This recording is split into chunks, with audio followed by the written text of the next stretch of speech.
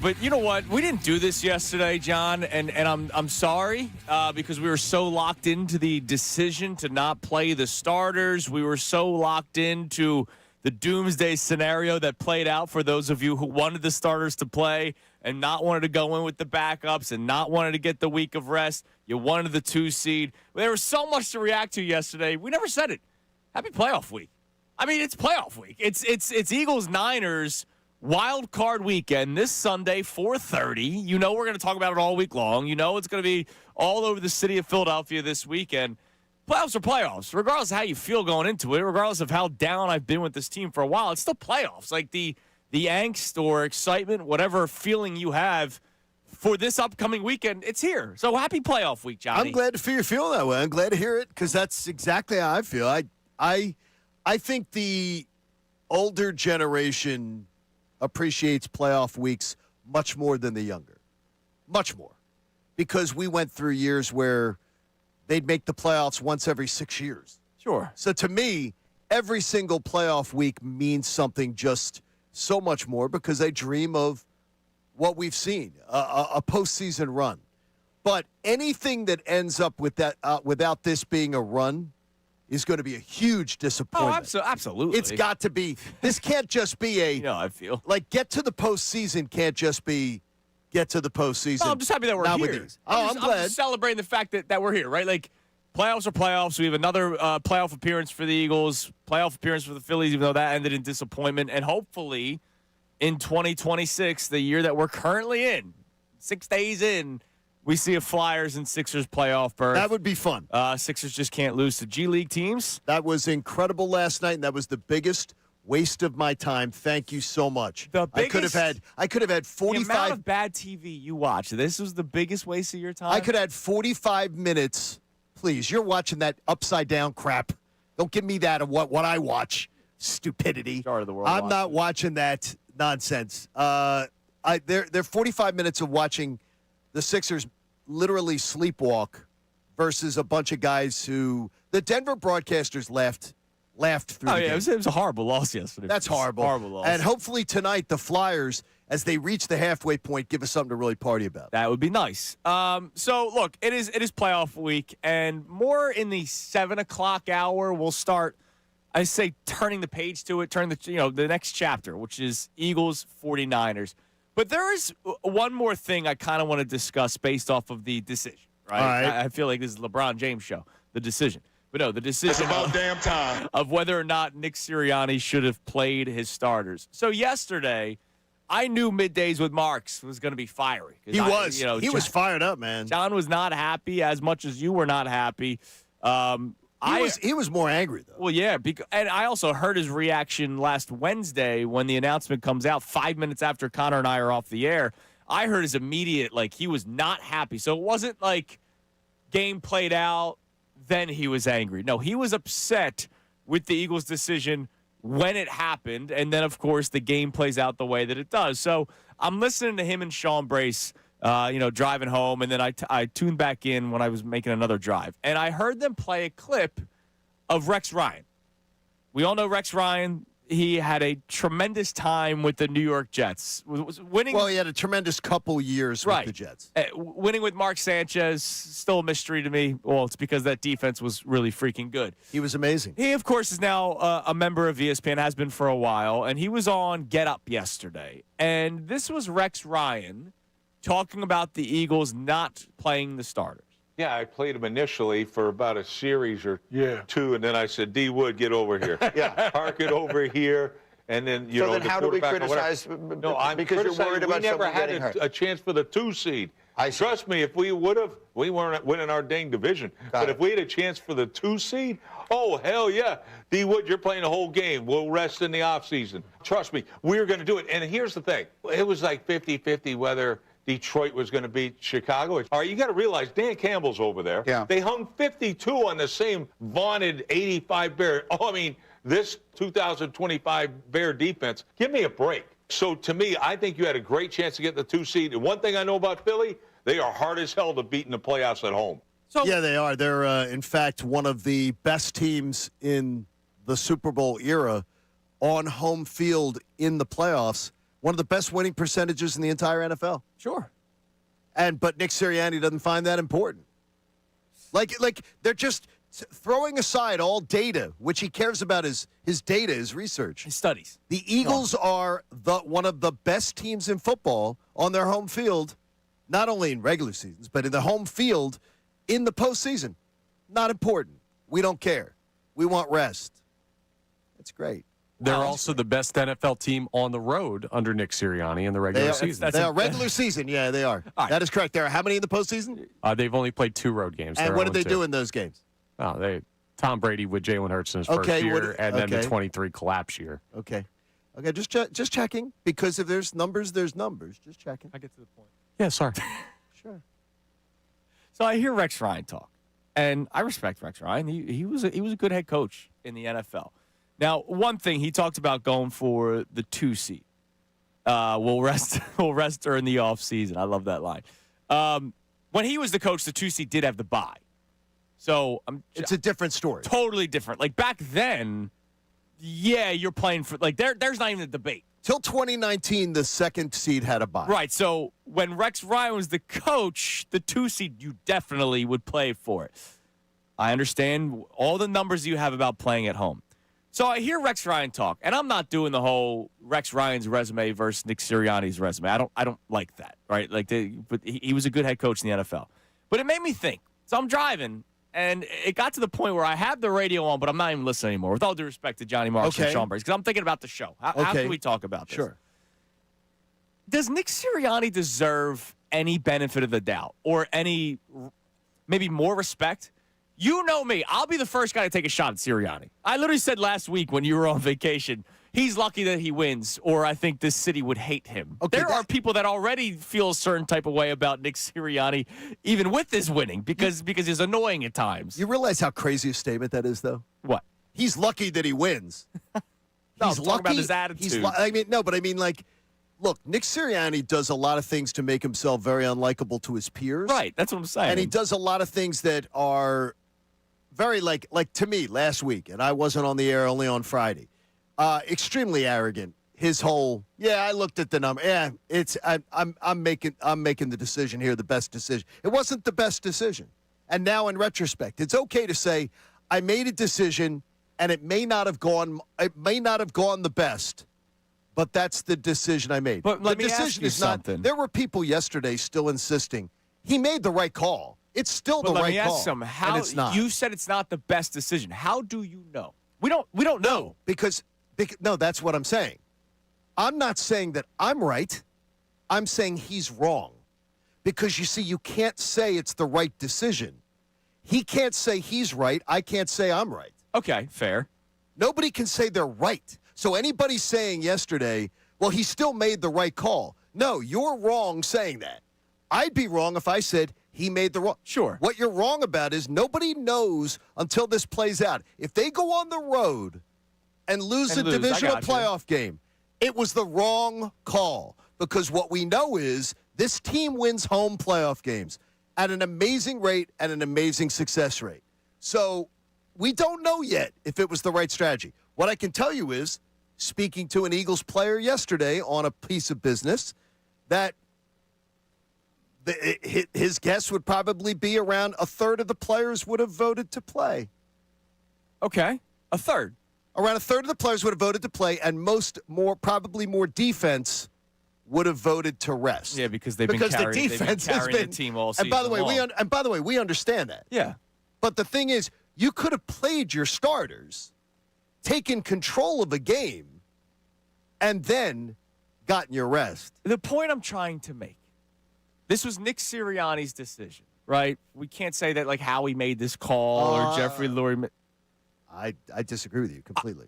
I believe it was Nick Sirianni's decision. Okay. And once more, the point I'm trying to get to, Nick Sirianni, we just talked about this, 2 or 3 weeks ago, is the best coach in Eagles franchise history. No questions asked. They going to 2 Super Bowls, winning a Super Bowl, the winning percentage.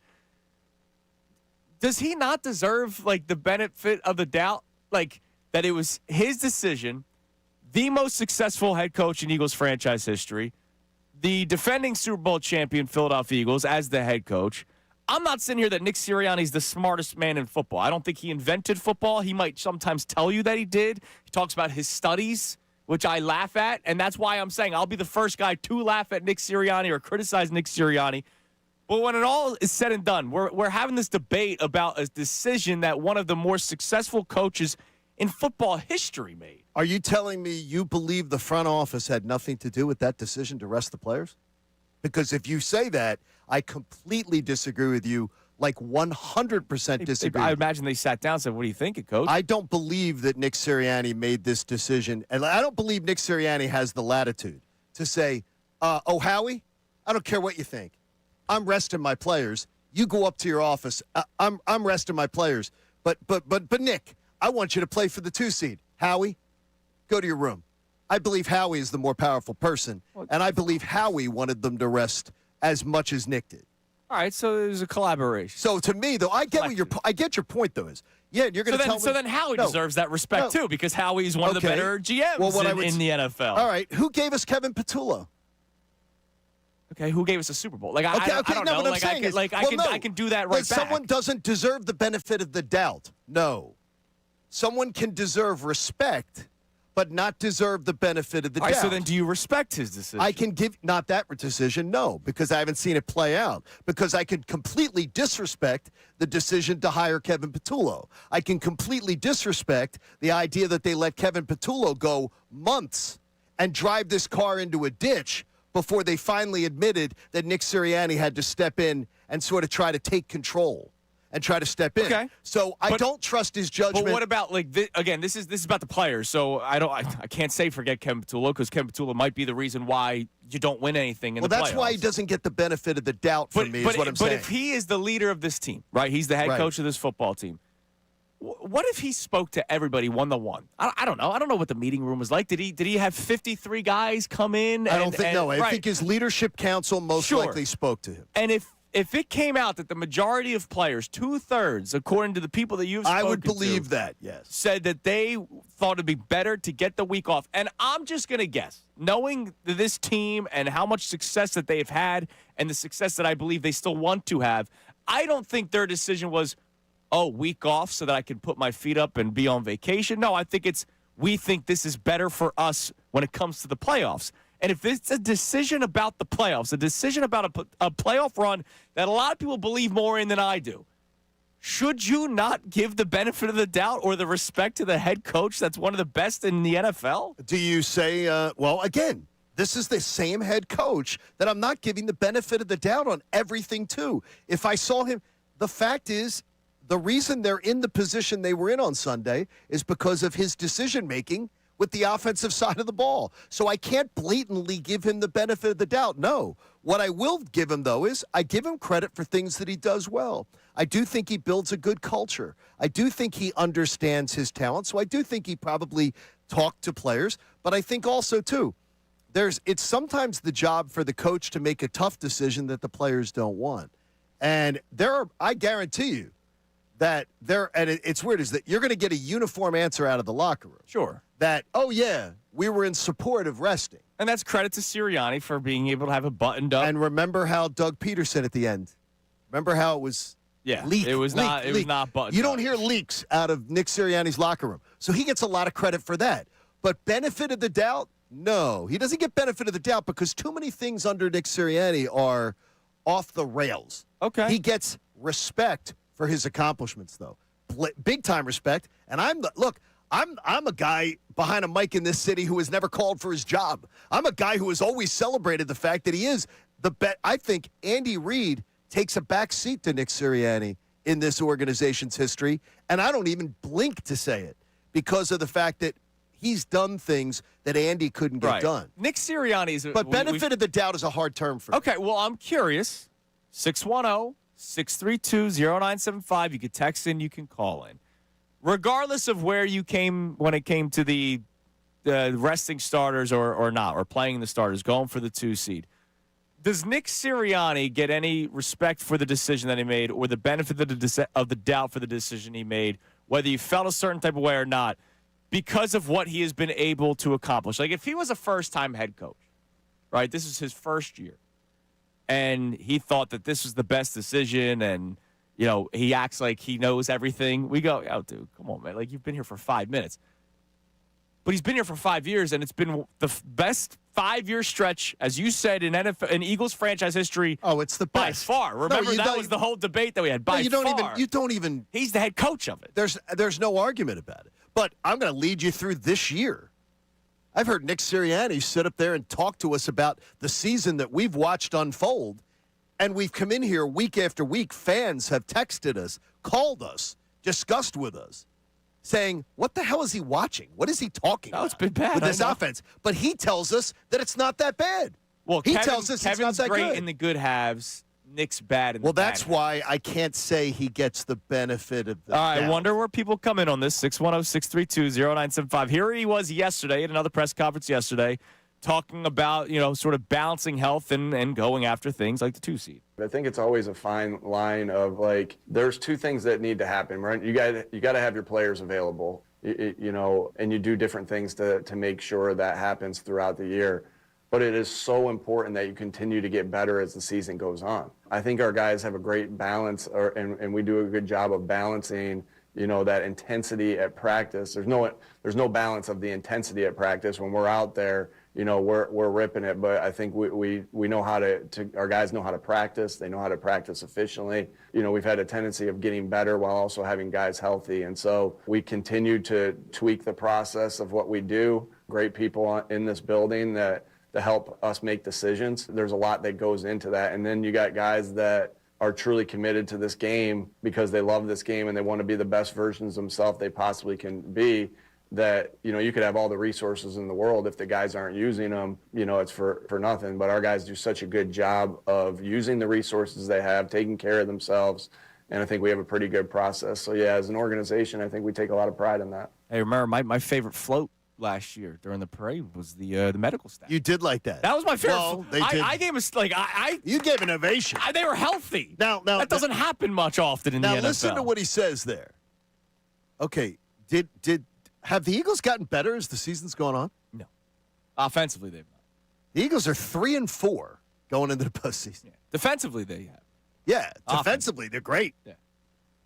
They never fixed something that he's supposed to be a guru of. Is anyone still saying that? No, he's supposed to be. That was what he was hired as. And remember, he's the guy who gave us Kevin Patullo. He's the guy who is stumped for Kevin Patullo on the track every single week. And then somebody could fight right back and say he's the guy that gave you a Lombardi trophy. No, that's fine. But 11 months ago. You know what he did? Yeah, and you know who was there with him? Shane Steichen when he got to another Super Bowl, and a guy who is now coaching the New Orleans Saints. Yeah.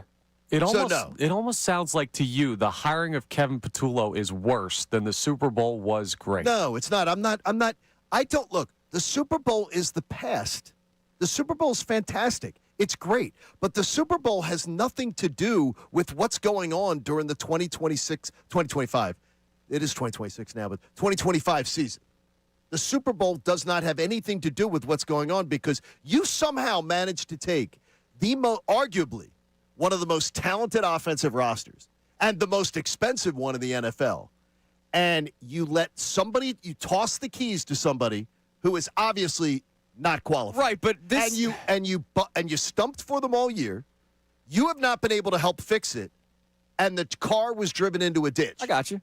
So benefit of the doubt, but this hell no. decision has nothing to do with Kevin Patullo. This decision has nothing to do with Nick Sirianni's quote-unquote guru-ness when it comes to the offense. Yeah, this decision was made by he knows where his team is at this point of the season. But he just said he believed that this was the best decision possible. But if you listen to the soundbite, he talked about the fact is, I understand that we get better as the season goes along, and we practice and we're getting better as the season goes along. They're not. No, they're not. I got you. So, I mean, I'm talking about the resting decision. Yeah, but I'm talking about what he just said yesterday.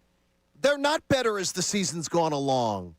They're not. So his rationale is not, it doesn't hold up. They're not better as the season's gone along. So his rationale that I'm supposed to give him the benefit of the doubt on, he's using rationale that you sit and you go, okay, if I listen to the man speak, he's trying to make a point that doesn't hold up to scrutiny. Jake Elliott made his last field goal. That's correct. Oh, that's good. The defense has been getting better as the season What is has gone along. Saquon's improved. Saquon, yeah. You know, we're getting there. Yeah, they're getting there. Nick's not that far off. They're getting there. All right, 610-632-0975. The number you can text in or you can call in. YouTube community, always appreciate you being a part of the conversation as well.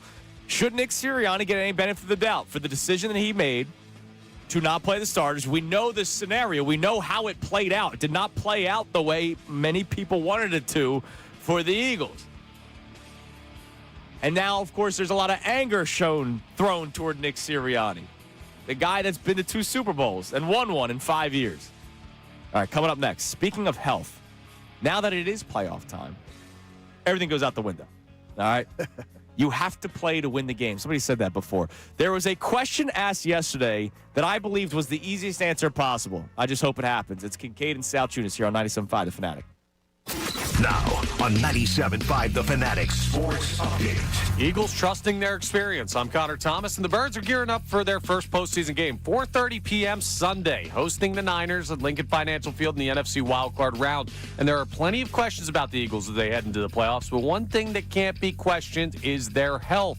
Nick Sirianni prioritized that in Week 18. He talked about that yesterday in his day after press conference. You got to have your players available, but it is so important that you continue to get better as the season goes on. You know, we've had a tendency of getting better while also having guys healthy, and so we continue to tweak the process of what we do, and I think we have a pretty good process. We'll see if that pays off Sunday against San Francisco. Eagles coordinators will meet with the media today at 11:30 a.m. Sixers had a tough loss last night to the very short-handed Nuggets, a 125-124 final in overtime. Denver was without their entire starting lineup, only had 9 players available for the game. Sixers have a night off to think about what they've done. The Flyers are back on the ice hosting the Anaheim Ducks tonight at 7 p.m. You can hear that game live here on The Fanatic. They made some news yesterday signing Christian Dvorak to a 5-year extension worth $5.15 million. We'll talk to Amy Fadul for the entire 9 o'clock hour. Zach Berman, The Athletic, joins us at 9:05. This update is brought to you by Straight Talk Wireless. Your favorite songs shouldn't have to wait for Wi-Fi. Switch to Straight Talk and get real unlimited data on Verizon's 5G network. Straight Talk, available at straighttalk.com or Walmart. I'm Connor Thomas for the home of the Sixers, Flyers, and the best Birds coverage, 97.5 The Fanatic.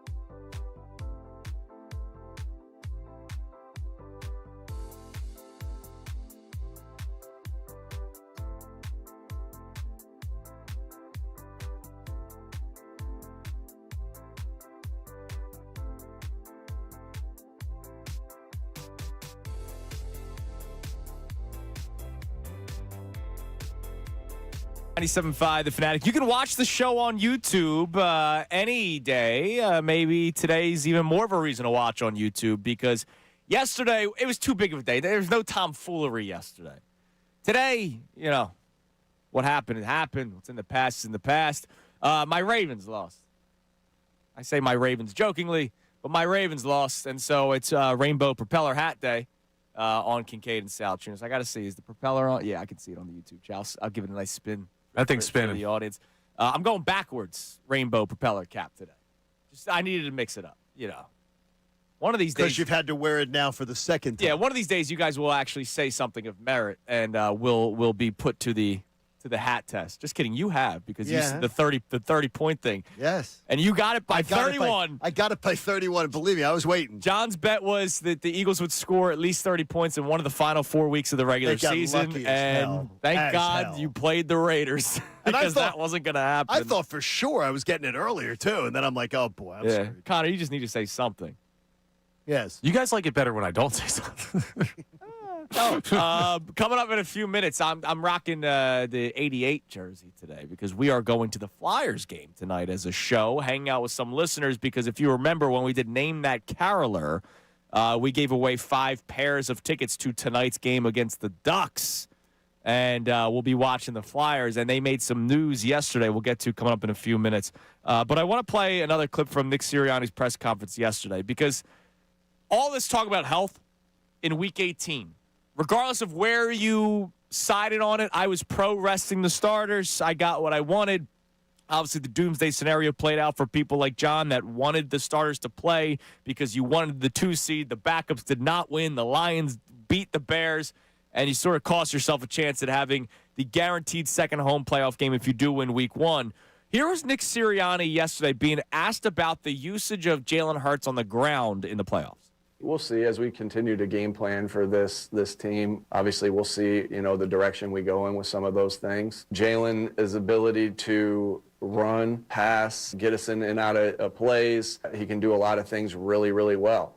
Some of those runs that we have done has come off scrambles. Some of them have come off of designed runs. And again, like I said, each week calls for something different based off of what you're seeing, based off of what you do. We'll go through our process like we always do and find out the best way we want to attack this particular week against a really good group of players over there and great coaches. I have so much respect for this team that is coming in here on Sunday. Can't tell you how much respect I have for the players over there and the coaches over there led by Kyle. John, unless the San Francisco 49ers average quarterbacks to like negative 30 yards per game rushing, I don't give a damn about we got to see what the matchup is and worrying about health. It's playoff time now. And one of the big talking points that we have had this season has been the ground game struggled, A, because the offensive line clearly has not been playing well, but B, Jalen Hurts not necessarily running the football as much has taken away sort of the respect of his legs. Defenses don't have to really game plan for him as much. They got to focus more on Saquon Barkley, which makes Saquon Barkley's life a little bit more difficult. Part of your success last year was Jalen Hurts' ability to run, or not just ability, because I think he still has it, the willingness to run the football more last year than open the doors for Saquon Barkley. Hell, it worked for DeAndre Swift couple years ago before you had Saquon Barkley. Jalen Hurts' ability to run makes things easier for the running backs, makes things more difficult for the defenses. Now that we have reached the playoffs, all this talk about willingness goes out the window. All this talk about health goes out the window. Jalen Hurts needs to be ready to start running the football either via design or if a play breaks down, I don't want to see him just scamper to the sideline. You got to start getting drives going. So are you of the belief that this is going to happen? It better. Yes, I will say yes. Because Jalen Hurts will always tell you he will do whatever it takes to win. So are you of the belief that they've been hiding this? Because that would tend to believe that they've been saying we're just going to not use this until we need to use it. Yeah, not hiding it like Dallas Goedert a couple years ago going, ooh, we got... Which we know was not we true. got some plays, or, I'm paraphrasing. I wouldn't say, maybe not hiding, but protecting?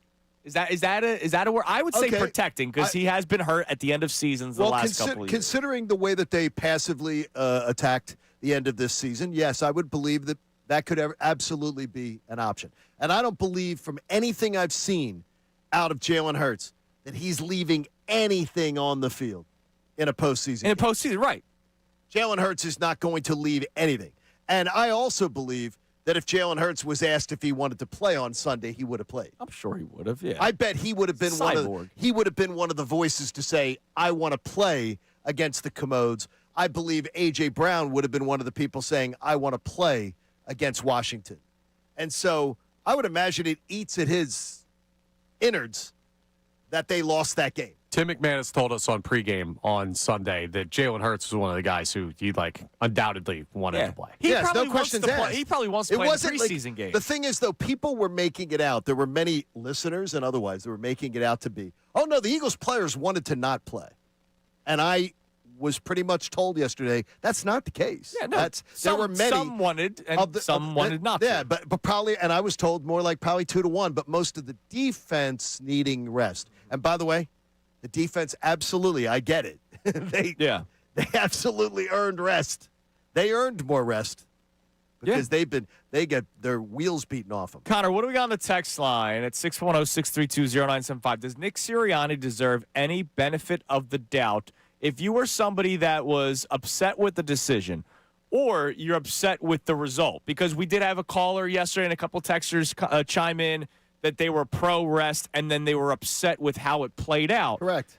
Now that we know what happened, we know that the Eagles did not get the 2 seed. We know that the Eagles rested their starters. We know that they are going into the playoffs as the 3 seed hosting the 49ers. Does Nick Sirianni deserve any benefit of the doubt for the decision that he made, even though it played out the way that it did, considering the success that he's had as the head coach? 610-632-0975. We got another first-time texter here, so Welcome. thank you for joining the show in 2026. It's the new clocks, baby. And they say you want to have the healthiest roster available, and I'm very happy the way they chose to rest players. I trust Nick Sirianni because when he's delivered a healthy roster to the playoffs, he normally goes to the Super Bowl. Okay, do you trust what I would say is, do you trust Jalen Hurts?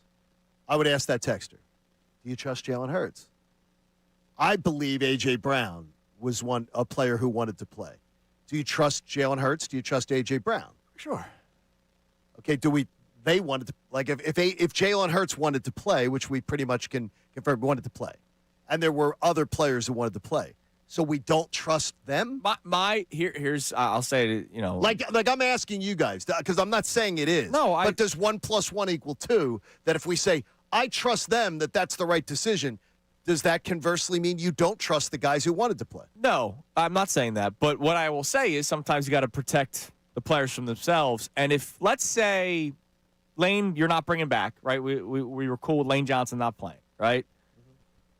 Let's say Cam. They go, Cam Jurgens needs this week off, man. And by the way, Lane could have played in Buffalo. From what I've been told, Lane could have played in Buffalo, but the conditions of the field, I was fine when with they that. found out about the condition, that was completely ruled out. Bad footing with a bad foot? Yeah, I'm fine with it.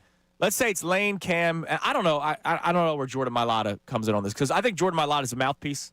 I think Jordan Mailata is the spokesman for whatever Nick Sirianni and the organization wants to do. And by the way, I'm not saying that disrespectfully. Right. I just don't know what to believe. He's the spokesperson. Right. Like, and some people look at that in a bad way. No, I just don't know what to believe. He's trying to be the spokesperson. So let's say Lane, Cam, and Jordan. So you're going left tackle, center, right tackle, or out, right? Let's say Landon wanted to play.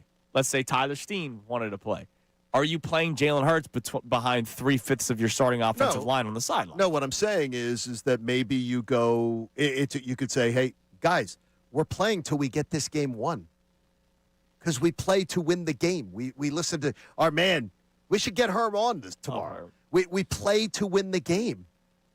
We're a team that doesn't just accept losing, especially when we gave away games this year that we shouldn't have given away. I wonder where Herm would come in on this because he's definitely a play to win the game guy. But I can't imagine. Anytime I've been on ESPN and he knows I'm like the Philly guy, he thinks I'm nuts. I can't imagine that Herm is saying passively pass on the 2 seed. All right, we should see if we can track it down. To him.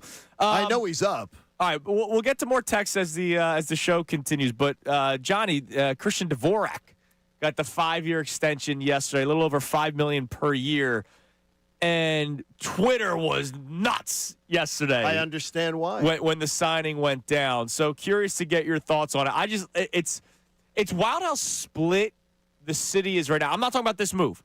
I'm talking about for a while, and you could attest to this, there were a lot of people that wanted to speed up the rebuild. The rebuild, yes.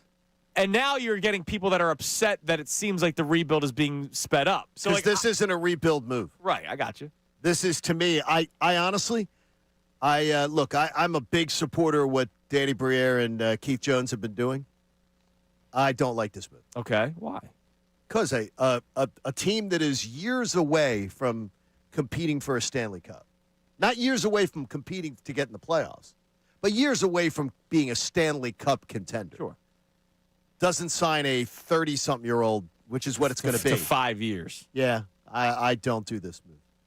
Just don't do it. Would you have done it for 3? Because I know that was yes. that was No what was questions asked. initially talked about. I would absolutely have done it for 3 because he's 29 years old. But he's going to be signed through his 30. He's going to be 35 when this contract's over.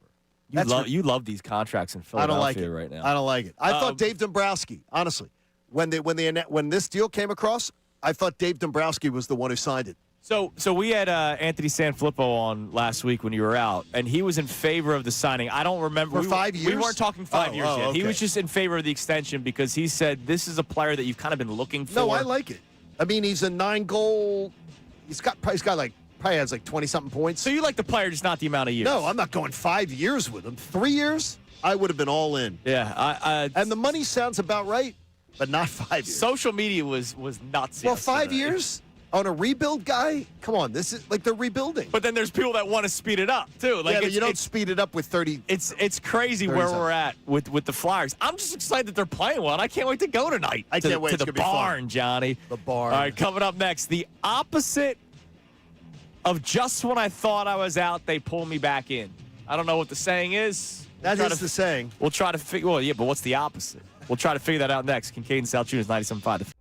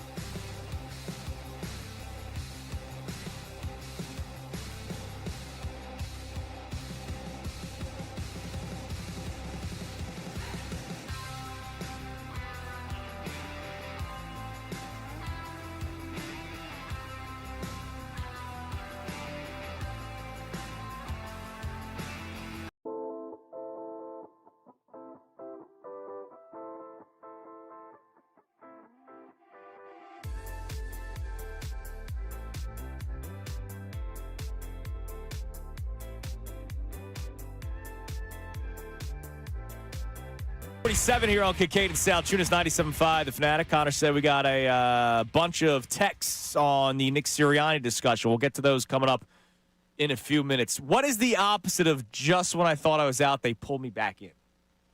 Just when I thought I was in, they pushed me back out. I'd say that's pretty good work on your all right, part, fine. Connor.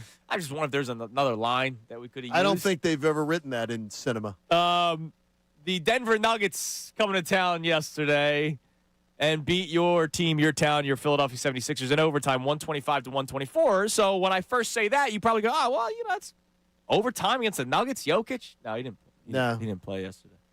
All five, right? Neither did like anybody else. All five of their starters did not play. They had champion Bruce Brown. All five in starters the starting did not lineup play. yesterday. The Sixers lose to the Nuggets. The leading scorer for the Nuggets yesterday, Jalen Pickett, finished with 29 points yesterday. He is averaging 3 points per game. Who? This season? Well, now 5. He's the fence guy. It went up to 5. I thought he was the protest guy. He had 7 threes yesterday. Couldn't miss. He averages how many points? 3. Now 5. It went up to 5 after last night's 29-point performance for Pickett. Yeah, it was embarrassing yesterday. How do you lose to that team? I don't know because They didn't play a starter. They took it like, I think Nick Sirianni was their pregame speech. He went in and he said, guys, we're not going to play any of the starters, and you can go out there and you can win. We're going to be arrogant about this. yeah. So And they did. Paul George being 2 of 7 from 3 doesn't help. Joel Embiid having 6 turnovers yesterday doesn't help. That's not his worst game turnover-wise. We've seen it reach 9. We've seen it reach double digits. It's amazing. You look at the box score, right, and you go, Embiid at 32 and 10. What a bunch of empty calories that was. Maxey had 28, 6 and 6. Edgecombe at 17, 8 and 9. Come on. Quentin Grimes 16 points off the bench, and they lost this game. Yeah, they lost this game to a Nuggets team that wasn't playing anybody. You mean that's embarrassing? You mean they lost a game where they refused to play a lick of defense? Yeah, that was bad yesterday. They didn't play. They did not. They were playing backups, and they refused to play a lick of defense. Yeah. That's unbelievable. And then you had to go to the streaming service to watch. Yeah, the Peacock game last night, late 8:30 tip off. Like seriously, stop. So yeah, the Sixers lose. And look, it's a shame because this is coming off of a couple of wins. This is coming off of finally the trio winning basketball games, and they played again together yesterday. And you're going, all right, yeah, another game to build off of. You're playing backups. Jokic is hurt. Everybody's out for Denver. It's gonna be great. And you lose. That's an embarrassing loss, especially when that's national streaming TV. No, it was national. It's a national game. Yes. And you lose that game in overtime. It's embarrassing. That was an embarrassing loss. That's really bad. I mean, did it make or ruin the season? No, but it's embarrassing. And you know what? I'm glad that we have emotion. That's good. We're actually caring. That's good, because but they're hovering right there on the play-in tournament, and that's the Eastern Conference is so weird. It's bad. The Sixers are 19 and 15, which is good for the 6th seed. And it's bad. For the 5 seed. But they're just a game and a half back of the Raptors for the 4 seeds. They're just 3 games back of the Knicks, for the 3 seed. The Eastern Conference is so strange, but it's not just looking ahead. It's also looking at who's behind you. The Bulls are just 3 games back of you. They're the 9 seed, right? It's really tight in the Eastern Conference, and you got to win games like that. And I don't want to watch a play-in. I want to watch a team that actually gets a seed for a change. You can't lose games like that to the Denver Nuggets. That's embarrassing. It was bad. All right, what do we got on the text line? Does Nick Sirianni deserve any benefit of the doubt for the decision that he made by resting the starters? No name on this text, but they say until Nick starts losing, I give benefit of the doubt because of the resume he has. You guys just talked about how he's already surpassed Andy Reid as best coach in the franchise. That has to stand for something. Yeah, I mean, look, I'm not saying he's right with every decision he makes. I'll be the first one to mock Nick Sirianni. So what? I don't believe that he made the correct decision. It was the decision I wanted. I'm not saying what he did was gospel, right? I don't think anybody feels that way. You feel the complete opposite. Yeah, I mean, from the decision. I can look at. We were blessed. I have a kid who is now a young lady, who was one of those. We were blessed with a great kid, who just didn't give us much stress, didn't give us much problems. great student, things like that. But that doesn't mean that there weren't a couple times late in the high school career, pushed envelopes, did some things that were out of character, and got in trouble. Yeah. So I can still say I respect her and appreciate this about her, appreciate this about her, but hell no, I didn't appreciate that. That was stupid. That was dumb. But I appreciate this. And that's the way it is with Nick Sirianni. You can say, I love the Super Bowl, but I don't want to talk about the Super Bowl. We're talking about this year. Nick Sirianni got all the flowers. He got the parade. He got all that. That has nothing to do with what's going on this year. The job he's doing this year, by the way, has gotten this team less than it should have in the regular season. They're the healthiest team in the NFL. Healthiest. Lost the least amount of games to starters of all 32 clubs. And you end up a 3 seed? You want to get healthier? You end up a 3 seed? No, over the course of the year. You ended up a 3 seed with a terrible offense? That's not a good coaching job. This year he did not do a good coaching job. Now, in the playoffs, he can wipe that all clean. He can do the, Will Smith, well, hopefully Will Smith isn't coming at you, but, somebody's coming at you with the mind wipe. He can just mind wipe it all away. Will and Smith these next 4 weeks. As long as you don't say anything about his wife. Exactly. The next 4 weeks. Other things. What do we the got? Next 4 weeks. What else we got on the text line? Matt from Ontario checks in, says the only benefit of the doubt that I'll give Nick Sirianni is he is a good coach on the road, has the best road record since 2021. So if he's comfortable with his team going on the road in the postseason at some point, I have to believe in him. I don't think he sat there saying, we're going to go on the road and get a win, right? I think he just wanted to rest the starters. Road winning percentage in the regular season and road winning percentage in the playoffs is a completely different animal. Yeah. Completely different. Home field advantage matters. I get it. All right, coming up next, not so much on the decision to rest starters. We will continue this Nick Sirianni discussion going. Doesn't he deserve the benefit of the doubt for the decision that he made? I say yes because it's worked, but I know that it's not the end-all, be-all correct answer. I just don't have the reaction that a lot of people have. I don't have the reaction that you have. I did not have the reaction that Johnny Marks had. I go, all right, John was really fired up. I know he was. Really fired up.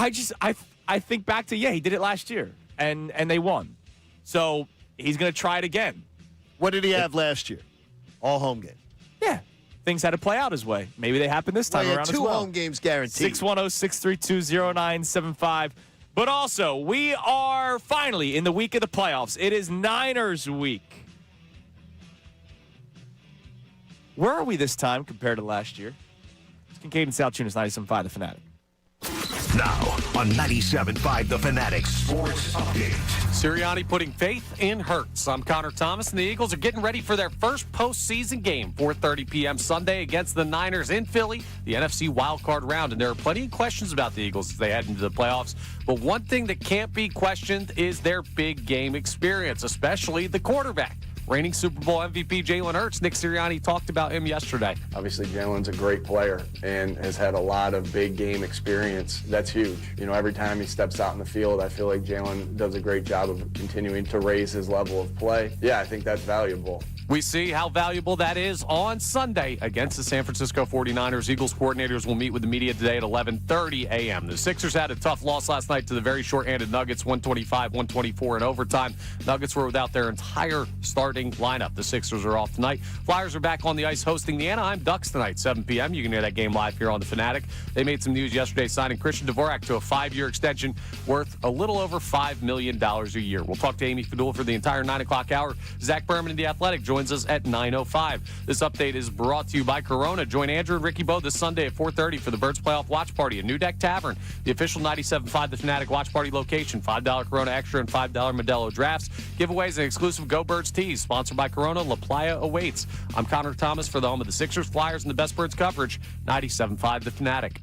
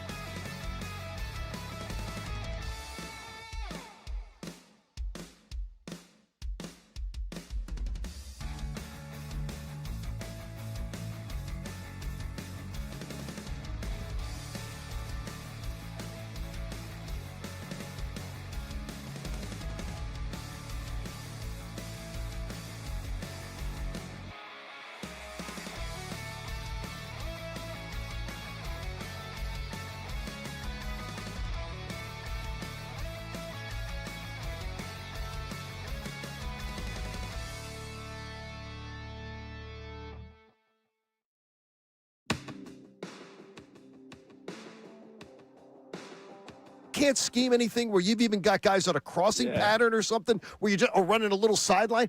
Who ran sideline on that? Do you see anybody when you watch that? There was somebody that cut over the middle of the field. But don't you usually have somebody on almost each side of the field running a little sideline, John, that you just go, boom, throw it, sure, get out of bounds, quick? Or you realize that you have a minute and a half left and 3 timeouts. He didn't have a safety valve to not waste a timeout, and just move the He chains. had 3 timeouts. Like, what are they doing? I guarantee you the Marple Newtown Junior Tigers would, in a 3rd and 3 in that situation, had a better play call. Man, this week would have been a lot less stressful. Oh, my God. It would have been a lot less. Think about it. If they did end up winning, we're celebrating. No, right? we're celebrating. You know, there are people that still believe that the Eagles would have found some magic elixir if they played their starters week 18. I can't disagree with that more. No, I think even there's many that would still disagree, which is good. Because I would disagree with that. But I'm not learning anything from beating that team. No, and I don't think they're learning anything that works. But if they won that game, this whole entire week's much different. It's a party. But it's still a party. Playoffs start this weekend. Playoffs start this Sunday. The Eagles are hosting the San Francisco 49ers. And you pose an interesting question. You sent it to me in the email about where we're at, like, I guess, vibe-wise or just confidence-wise going into the playoffs. Where's your head going into last year? Because here's where I do think people are getting amnesia. Last year, Green Bay week. Do you remember where you were? I felt good, but I know the city was shaky. The city was incredibly shaky. Yeah. And local media was incredibly shaky. In fact, even in our own building, there were people who were incredibly shaky about the Eagles playing the Packers. Because I think a lot of people are going to get amnesia about last year saying the Eagles were, as to use one of Connor's words, not in this argument, but Connor will use the term jokingly at times, the wagon. Mm-hmm. That's not how people were feeling going into the playoffs last year. Yeah, it's become revisionist history. Yeah. I loved the Eagles last year against the Packers. Felt very, very confident they were going to win. But I didn't think, even in and of myself, I didn't think it was going to be a easy, blowout, comfortable win. My feet were up at halftime. And it was not going to be something that this is going to be some simple thing, but this is going to be a win. This is going to be a team they're not going to come in here and beat them. I feel the same way as far as just initial pause, and we'll talk about this game later in the week. But I feel very good about beating the 49ers at home. The Eagles at home in January, I feel really, really good about. And last year, though, all you have to do is just go back and do the searches. Yesterday afternoon, Nerd Boy did. This city was very shaky last year on the how scared they were of the Packers. Yeah, remember, there was also a lot of waiting for the other shoe to drop. How many times did we get that from a text or a caller last year? Like, oh, we're waiting for the other shoe to drop because we weren't used to seeing a team just continue to roll, which the Eagles were. Jordan Love was being suspected of being the better quarterback in the matchup by many in the national media. Yeah, and I remember saying, who's he throwing to? He's got a bunch of guys. There were 3 injuries. By the way, they still have a bunch of guys. Like they Matthew Golden has not turned out to be the first round pick that they thought they'd be getting. I am more angsty this year. Like, angsty is the word that I'll use going into the playoffs. Are you angsty about the Eagles or the 49ers? Where does your okay? So the Eagles, if the Eagles lose, it's because of themselves. Like and their offense. So you're now. If you did not have neither one of us had a lot of angst, and I even went back to our own, and neither one of us had a lot of angst about last year's game against the Packers. But so your angst lies more in-house. Yes. My angst lies. And it has been all season. See, my angst lies more with the fact that I believe the better strategist is on the other sideline. Sure. The defensive coordinator that is playing chess against Kevin Patullo is on the other sideline is awesome. And I mean, to me, Vic Fangio and Kyle Shanahan as like a chess match, that's a masterclass. Yeah. Like, that's an exciting matchup. Unfortunately, it's our team that we have to be a little bit angsty with because it's going to be close. But I love Vic. Vic can hold his own with Kyle Shanahan. Robert Saleh going up against Kevin Patullo. That's going to be one interesting. Guy's playing chess, one guy's playing Connect Four. So here's the good thing. All right. Here's the good thing about the playoffs. What's that? Style points are done, right? Like That is correct. Like we don't care. at this point. Like if the Eagles win 3-0 on Sunday, I promise to you I will not come in here Monday morning and be upset. Like it's a playoff game. Playoffs are completely different. Everything that you've done throughout the regular season kind of goes out the window. You just hope that the things that you feel confident in you can build off of in the playoffs. And I have zero confidence in the Eagles offense, but wins at this point, win in advance, right? That's all that matters come playoff time. So style points go out the window. So if the Eagles win 3-0 every single week, that's awesome. They won the Super Bowl, right? Like that's great. But because of my worry with the Eagles' issues, and it's glaring issues. The Eagles' offense is an issue. There's no more sugarcoating it. I've been telling people for months now, like that it's a problem, and it's not going to get better all of a sudden. I feel more angst, whereas last year I was so confident. Like I was with you when you were making reservations for restaurants in New Orleans in December. The minute they beat the Ravens, I had no problem with it. I wasn't. Oh, you're going to jinx it. I felt so good about that football team, and that's before the Steelers game where we saw them throw the football.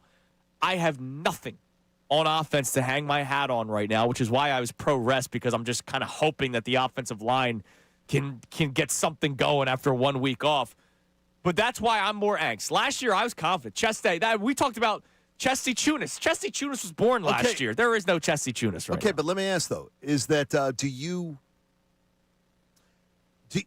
not believe that this Eagles defense can do to the 49ers what Seattle's defense did to them on their home field last Saturday night? Sure, they could do that. Or some semblance of that. Yeah.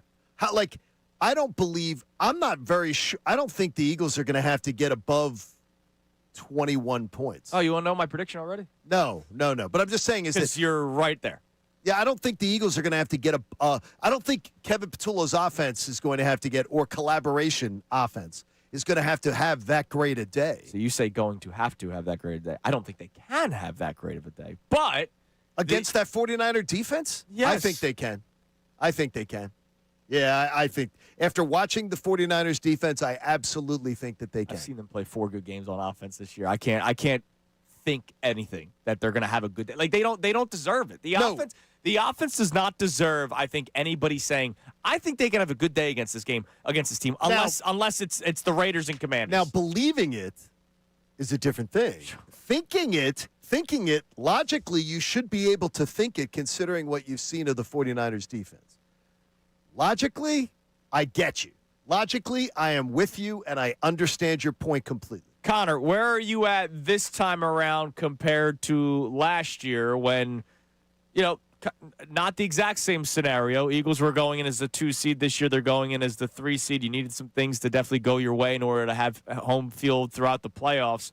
But the team itself, forget seedings, forget who they're playing, unless you want to think about who they're playing. Where are you this time going into the playoffs where you were last year? Yeah, last year, once the Lions got knocked off, it was over. The Eagles were going to the Super Bowl at least, and I had the confidence in that. The only thing that would scare me is going on the road to the 1 seed. This year, there's more that scares me. I wouldn't want to go to Seattle and play that game, but I'm not looking forward to potentially going to Chicago. I'm not looking forward to the Rams potentially coming in here. There are multiple teams that I think could knock the Eagles off, whereas last year, I thought the only thing that could end their season was a bad situation. It was more, can they get put in a tough spot because they're just so damn consistently good. This team isn't consistent. And with that, I can believe in you to win any individual game. That fear you have of where you just said, or that healthy fear that you have of like going to Seattle, going to Chicago. By the way, I'm with you on both of them. If the game was going to be here with Chicago, would your fear be much less? Still scared of Chicago, still scared of L.A., not Seattle. And that's the Sam Darnold thing. If Seattle was here, you wouldn't care. Yeah, exactly. If you Seattle's wouldn't care here, as much. Give me the birds. All right, so that's our second question for you to answer at 610-632-0975. First one, Nick Sirianni, does he deserve the benefit of the doubt for the decision that he made, even though you now know what the results were? And where's your confidence going into the playoffs for the Eagles this time around? Or if there's a word you want to use. And again, mine is angsty. Like I just It won't matter who they're playing. I will feel angst going into the game because of how I've been saying it for weeks now. I don't see them winning 3 straight games. So, again, you said your angst is about the Eagles. Yes. Not the 49ers. No, the Eagles. Connor, your angst is about if there's angst for this weekend, your angst is about the Eagles. Oh, yeah, for sure. I don't really Not have the angst 49ers. right now, though. I'll tell you what. I don't either. I feel pretty good about this game, just initial gut feel. Yeah, I don't either. And the weird thing is, though, I sort of feel the same word I used for Sirianni last week. Coach Sirianni is the same word I should use for myself right now, because based on the logic that Andrew's putting out this morning, it's arrogant to not have some level of angst about the Eagles. Oh, yeah, absolutely. Based on their performance. You guys are nuts. It's a little, well, we'll find out Sunday afternoon. I feel very, very good about this team on that field, that opportunity Sunday. Yeah, you know how you feel? You feel the way I felt going into the Bears game. And then the Bears get no. Remember how I felt? I know. I felt like, and believe me, I got my kicked in. That loss to the Bears ruined any supreme confidence I had in this team. And I don't blame you. Kincade Salciunas died that day. There is, at least for the Eagles. It may have been the pregame cocktails with Phillies. That probably didn't help either. All right, what do we got on the text line? 610-632-0975. And then in a few minutes, to hell what we think and to hell what all you think, what about 49ers fans and people that cover the 49ers? They may think a little bit differently. By the way, I will give you, I'm going to bring you right now. I've got 5 of these for this week. Oh, wow. How about that? It's unbelievable. Look at that. All right, what do we got? Colby in Central PHXN says it was a missed opportunity for sure, not winning that game with the Lions taking down the Bears. But either way, with Nick Sirianni being scrutinized, I'll give him the benefit of the doubt. Even though I wanted the 2 seed, no one in the postseason has more of a resume than Nick Sirianni on the NFC side. I believe in him to make the right decision. Look, again, we don't know if it's right or wrong, right? Like, I don't think there's an answer. I don't think anybody could tell us that it was the right decision or the wrong decision. As of January 6, 2026, I don't think anybody could tell you that decision. But the point I'm trying to get at is there was a lot of anger for how it played out. And I get it. You wanted the 2 seed. You wanted the Packers. You wanted the guaranteed second-round home game if you were able to win the first-round matchup. And I think a lot of people feel better about the Packers, Eagles-Packers, than maybe Eagles-Niners or what could have been Eagles-Rams. I totally understand it. But Nick Sirianni made this decision, and I wonder, does Nick Sirianni sit down with his players or his leadership council, as you said? And that's what I believe. And majority of players said we could benefit from having this week off, and not just because everybody wants a week off from work. They benefit from it for the playoffs, for the big picture thing. And if that's the case, why should Nick Sirianni not get the benefit of the doubt considering all the success he's had? Okay, in the regular season, what percentage of home teams over, let's just say, the last 5-6 years win? Because I'm trying to do the math with 6 years. 6 years win. For home teams win in the regular season. Because Connor, I was making this point to you earlier about home and road. What matters? There's some really bad football teams out there, but I'll say 60 to 65%. Okay, so you're going to go on the road and you're going to win 46.7% of the time. All right, so close. So home teams win around 53-3, 54. Okay, in the postseason. 75%, just if you just take the last 3 years. So I'm taking the Super Bowl seasons, the Eagles' 2 of the 3 Super Bowl seasons. 75% of the games played at home have been won by home teams. But here's the interesting number. The last 8 seasons, wild card games, it's only 17-15. Wild card weekend, home field means absolutely almost nothing. It's almost a coin flip. Okay. Means nothing, which tells you divisional weekend and championship game weekend. Teams win at a clip of better than 85%. It's why you want the game at home. It's why you want to play the games on your home field. Home field matters. Sure. So I have a theory on that. Okay, what's that? Because we can always make stats look certain ways. Okay, how do you think that makes it look? How many times have we talked about a team winning a bad division, right? Let's say the NFC South. Okay. We're all going to pick them to lose that game. Well, but they lose wild card weekend. That's wild card. Exactly. Yeah. That's why wild cards are coin. Okay, right. That's why. And then the better teams advance in the second or third round. The 1 seed does not play in the wild card round. Okay. So the best team in both conference will host a playoff and they game. they're coming off a bye. They're coming off a bye, so that benefits them. So I would imagine. But this is for divisional and for NFC title game week and AFC title game week. Right. I'm just saying the better team's normally at home. Yes. Okay. You're right. So being the one, so having home field in the AFC and NFC title game and the AFC and NFC divisional round matters immensely. You have less than a 1-in-5 chance on average, and if you just go in recent history, less than a 1-in-5 chance to go on the road and win. Numbers tell you it matters immensely to play those games at home. It matters, but it also matters being the better, higher-seeded team. And comparing that to the regular season, like the Raiders play home games. The Jets play home games. The New York Giants play home games.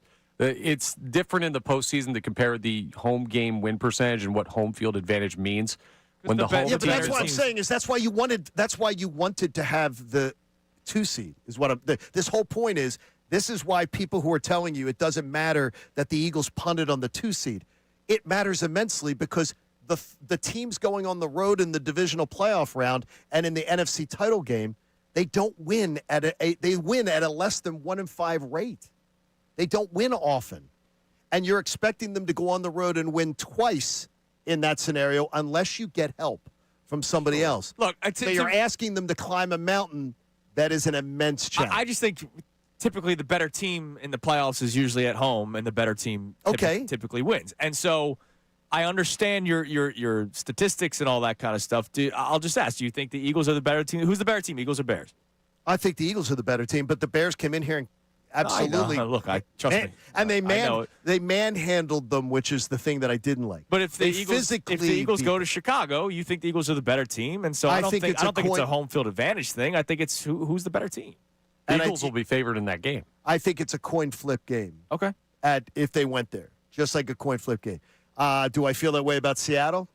Not now. I mean, the 7 seed is favored in Chicago this weekend. Yeah. Yes. The Eagles will be the favored team in that matchup. And plus, ever since they added the 7th team, it's been craziness in the playoffs the last couple It's been of wild. All right.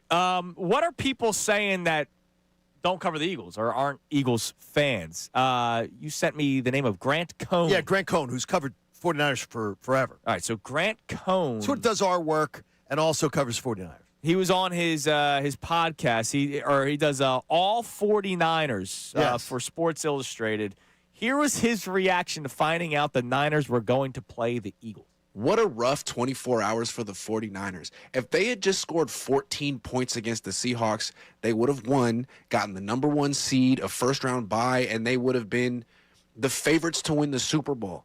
Instead, they scored 3 points, lost. Now they got to go to Philly, and they're most likely going to be road dogs. They're probably going to go one and done in the playoffs. Can they beat the Eagles? Sure. The Cowboys beat the Eagles. But will they beat the Eagles? I mean, the Eagles' defense is almost as good as Seattle's defense. We saw the Niners. I mean, Kyle Shanahan couldn't scheme up anything. They didn't have the receivers, the offensive linemen, the running back, dare I say the quarterback. I mean, Brock Purdy's going to have to play way better. We saw what happened the last time he went to Philly. I'm not going to say it was his fault, but the offense didn't protect him and he didn't protect himself. So they got to face a killer defense that's going to bully him in the trenches just like the Seahawks did, that tackles really well, that's going to put pressure on Brock Purdy, contain him in the pocket and force him to make throws downfield. And then they're going to be going up against a quarterback who's, frankly, significantly better than Sam Darnold. Jalen Hurts is a Super Bowl MVP. He's not an elite quarterback, but so tough matchup, championship team. I'm picking the Eagles. Maybe the Niners win, but they're going to need like an actual good performance from their head coach in there. All right, so Grant Cohn, who does 49ers content, for Sports Illustrated, he covers the team daily basis like a guy like DeCecco does. That sounds completely pessimistic. Yes, it does. I will tell you. I could do the same thing about the Eagles. Like if I needed to do a 2-minute clip. You're not picking them to lose. No, but what I'm saying is I'm telling you right now they're not going to lose. But the thing is though I could do that though. But you couldn't though. Not for this matchup. You couldn't though. No, I absolutely could. I could say that Kyle Shanahan comes up with a game plan that scores enough points. No, but you wouldn't. No. But if you're asked today to do that, Andrew, do your breakdown for the Eagles and the 49ers. You're not going. Eagles are getting this, Eagles this, 49ers this, 49ers this, 49ers this. Eagles are losing this game. I literally have now, I've got 5-piece audio. You'll hear a couple more tomorrow. The 49ers media, the people who cover them every day, It's uniform. They do not believe the 49ers are coming in and winning this game. All right. They do not believe in the team they put eyeballs on every single day. I like that. You know what it's telling us? It may be telling, hey, Kincade, lighten up. Hey, Salciunas, lighten up. I was pro wrestling because we're looking at it saying our team has far more flaws. Yeah, I mean they're banged. They just lost another player yesterday, one of their linebackers. You know, they're just banged up. All right, coming up next, we'll check our text line, we'll check our calls, but also I want to do something all week long that I will need all your help. Johnny, I know you'll be great at it. Connor, you'll try. YouTube, I need you guys. Try? I need everybody to help me out on this one. I'll tell you more coming up next. It involves the Eagles, it involves the playoffs, and where people are siding. It's Kincade and Salciunas, 97.5 The Fanatic. Now on 97.5 The Fanatic Sports Update. Experience playing a key role. I'm Connor Thomas, and the Eagles are gearing up for their first postseason game, 4:30 p.m. Sunday against the San Francisco 49ers in the NFC wildcard round at the Link. There are plenty of questions about the Eagles as they head into the playoffs, but one thing that can't be questioned is their health. You got to have your players available, but it is so important that you continue to get better as the season goes on. You know, we've had a tendency of getting better while also having guys healthy, and so we continue to tweak the process of what we do, and I think we have a pretty good process. So Nick Sirianni believes that that's very important, and he should, but he also believes in the experience of his team in postseason games. We'll see if that experience pays off again Sunday as they take on San Francisco. Eagles coordinators meet with the media today at 11:30 a.m. Sixers, an embarrassing loss last night to the very short-handed Nuggets, 125-124 in overtime.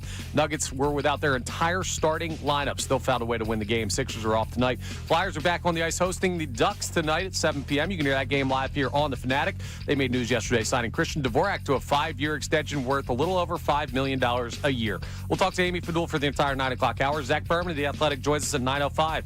This update is brought to you by Michelob Ultra. Bill Colarulo and Michelob Ultra are heading to Lucy's on Chestnut Street this Friday, January 9th from 7 to 9 p.m. for an Ultra Access event featuring $5 Michelob Ultra drafts in Center City. You could score tickets to the Fanatic Suite for an upcoming Sixers game. Sponsored by Michelob Ultra. Please enjoy responsibly. I'm Connor Thomas for 97.5 The Fanatic.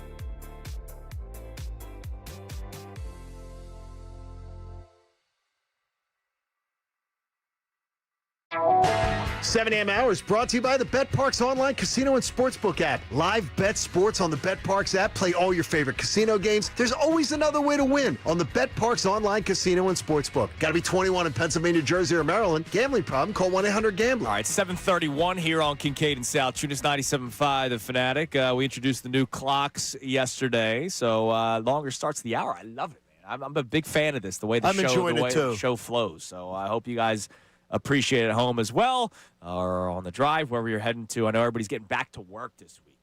I wonder what that's like the back to work feeling, because You went back to work? No, but we come in at 4:00 in the morning, right? So there's no traffic for us. Like, what is the feeling going back to work and having to sit in rush hour? That sucks. I'm sure it's great. Why? Because you get to sleep in until 7 or 8 in the No, morning? very, very sarcastic. Yeah. I used to do that. I hated it. Terrible. Like, you take the week off. Part of the week off is not just not working. It's not having to commute. Like, that's part of the beauty of the week off. A lot of work from home now, though. Yeah, that's true. That's a good point. All right. I want everybody to be a part of this as much as possible throughout the rest of the week up until, we're done on the air Friday. And, maybe people can continue to send them in just so that we can go back to it Monday regarding the result of the Eagles game. I want people to keep a running tab for us, and we'll obviously do some work too, of where people are siding with this game. Because this morning was the first prediction I've seen from a national writer. And I don't want like a Philadelphia person. I don't want a San Francisco person. I want somebody that is not associated with the Eagles or the 49ers and see where people are siding on this. I remember last year, before the Packers game, Pete Prisco was the first person I read that had a prediction on the game. And like every round, he picked against the Eagles. By the way, Pete was not alone. No, a lot of people. No, of course not. Picking the Packers to come to Philly and beat the Eagles last year. So the first person I've seen of the 2026 playoffs to predict this game actually predicted the entire playoff bracket. Oh, so they went from beginning to end. Okay. And it was Henry McKenna. Who's that? Of Fox Sports. We've referenced Henry before. I don't know Henry. Henry McKenna has the Niners beating the Eagles 24-20. The little write-up, the Eagles are good on defense and bad on offense. The 49ers are bad on defense and good on offense. So this could be a strangely entertaining match. This dysfunctional Eagles team reminds me of their 2023 team, not the 2024 edition.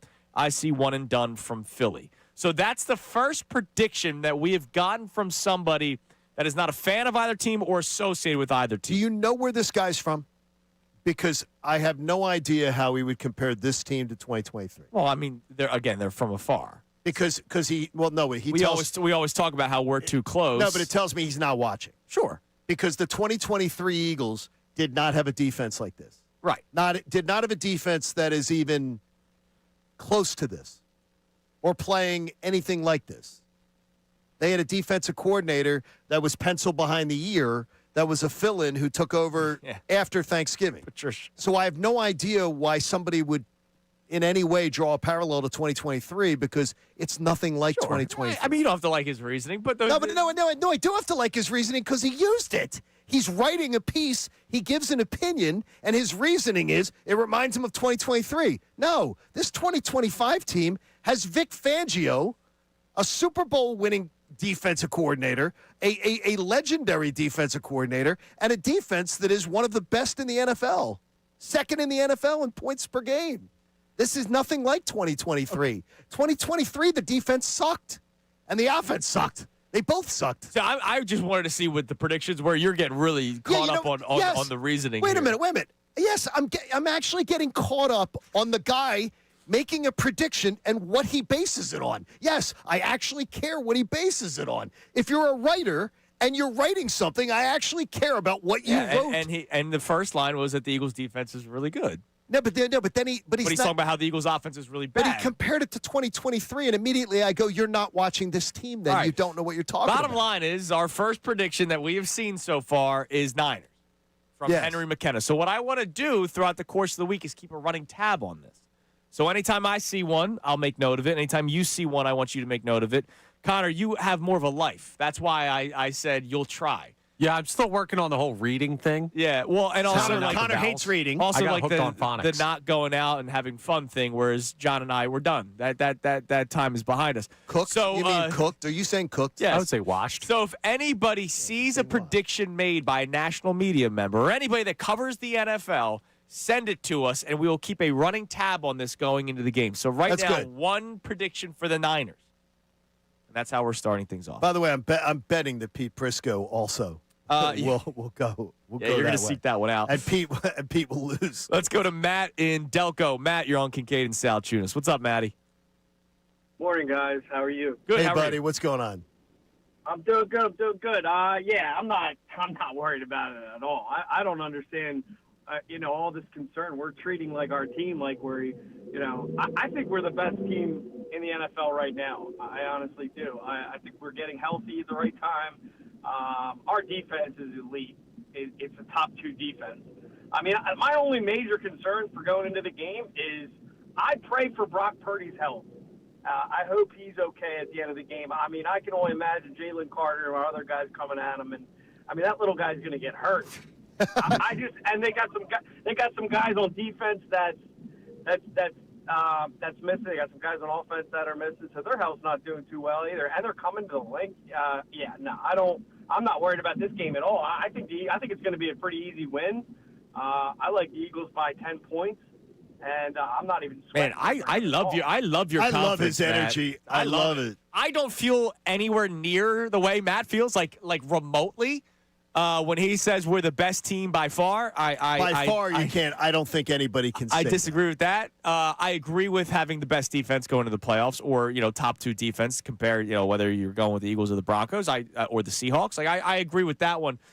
The you said it earlier, the arrogance of saying, yeah, I can't see the Niners coming in here. Oh, I can absolutely see it because look, as much as I can't stand Kyle Shanahan, Yeah. I can absolutely see Kyle Shanahan. I think he's a brilliant coach. Right. I think he's a brilliant coach. He could absolutely dial something up that I would go, wow, he's a great, great coach. Look, I wonder how many people, and we'll do this more as the week goes on, as we get closer to the game, are like Matt, where it's like, yeah, I have all the confidence in the world. That died for me. The Black Friday game was against Chicago. Like that confidence, me going into a game other than the Commanders a couple weeks ago and the Raiders, because they're like, I felt better about the Raiders. Connor almost picked the Raiders to beat the Eagles. Like those were the 2 games where I was like, yeah, they're not losing these football games. Connor felt very bad, but the weird thing is I understood it. No, I didn't. At that point, I didn't agree with it, but I sort of understood where people were, and I blamed the Eagles for doing it to people. But in meaningful games, Yeah. like that Bears game killed it for me to have any bit of that confidence that our caller Matt just had. But I wonder how many people are like that. Like how many people feel so good going into the playoffs? It's one of our topics today, where you're at today going into the playoffs compared to where you were at going into the Packers round, the first round of the playoffs, where I felt the way Matt felt in that call was me last year. Yes. Was me going, yeah, they're going to win this game. The Rams game I thought was going to be the toughest test unless they played the Lions in the NFC Championship game, which they did not have to play the Lions in the NFC Championship game. I thought it was going to be a beatdown of the Commanders, not that much, but I thought they were going to handle the Commanders very well. And then at the Super Bowl, like I was like, everything's great. Like things are great. I felt so good for the Eagles last year. The way Matt feels going into the playoffs this year, I'm not even remotely close. Like to me, to say the Eagles are the best team in the NFL, by far were his words too. And they went 3-3 in a crappy division. I can't say that. I know one of the losses they punted on. Yeah. You went 3-3 in a crappy division. Nah, you can't tell me you're wishing and hoping that they flip the switch and show you that they're the best team. Sure. But you can't say they are. This is the worst NFC. This is the worst NFC East in a while, and you went 3-3 in it. That's bad. Yeah. That's really bad. Connor, what do we got on the text line? 610-632-0975. Does Nick Sirianni deserve the benefit of the doubt for the decision that he made, considering all the success that he's had? Also, where are you at this year going into the playoffs compared to last year? Our caller, Matt, is feeling great. I'm not even close. What we got? Jeff from D.C. checks in, who is always on the positive side of things. He says, the only thing I'm afraid of is going to Seattle. Everyone else can get it. Rams, at Chicago, both can get it. Go Birds. Wow. All right. I can see this. This is going to be fancy. I can see the Eagles beating or losing to every team in the playoffs. All right, in the NFC. At home? Besides the Panthers. Besides the Panthers, you're right. At home, really? Yes. Okay. I could see the Rams coming into Philadelphia and beating the Eagles in the playoffs. Like I could see a scenario where the Eagles lose any of these games except for the Panthers. To your point, I don't think the Packers would have come in here and won. Like I feel pretty comfortable saying that with all the injuries, all the beat up and everything. Like yeah. that. So maybe I'll add the Packers to that one. But when it comes to the Eagles, like saying anyone can come in here and get it, yeah, they could beat any team. But are they going to win 3 straight? I don't know. I don't think so. Look, they haven't given you there's no Chesty Tunis should not exist in the postseason. Chesty Tunis died on Black Friday. Yeah, that was a terrible day. It was a rough. It was a terrible day. What else we got? 610-632-0975. All right, we also have a check-in here from Mo in Horsham, who says after playing 17 games with the entire O-line just being beat up, trying to get healthy in season, they definitely love the rest. We don't have the 1 seed bye, so Nick had to make his own. I'm okay with it. As Benjamin Franklin once said, go Birds. Yes, I remember when Benjamin Franklin That's said amazing that he One said of his that. famous quotes. Yes. By the way, he said that Battle the Bulge, I believe that was. Yeah, go Birds. By the way, DH. I'm on Henry McKenna's LinkedIn page. He's from Cambridge, Massachusetts, and he went to NYU. Okay, well, he has no idea about the Eagles then. Thank you, Henry. I don't need to hear you comment on the Eagles ever again. What, did they not get the Eagles NFL. games in Cambridge? No, he's comparing the Eagles to he's comparing the 2025 Eagles to the 2023 Eagles. Immediately, your opinion is discounted. You don't know what you're talking Get him on the about. show. If they lose at home to the Niners this week, then maybe he's right. No, there's nothing to compare the two teams. All right, coming up next, second opinion segment. Henry's a moron. How much more is there to gain from watching that game on Sunday? I think we pretty much talked about most of it. But the second opinion segment from this past game against the Commanders, where they could have gotten the 2 seed. But, man, was there also a lot of bad decisions made by the coaching staff. It's Kincade Salciunas, 97.5 The Fanatic.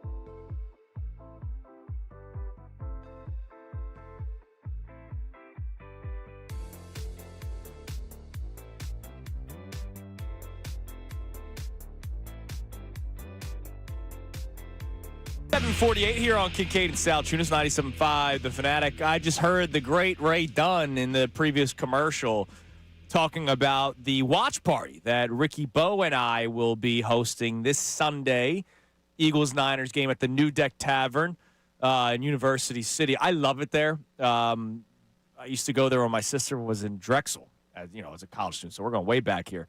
I used to go there for lunch. Whenever we would visit my sister. And then, of course, I've gone back for a couple of events. It's a great spot to watch a game. So if you want to join us, you can. We'll be doing the Corona specials, I think $5, 50-cent Corona bottles.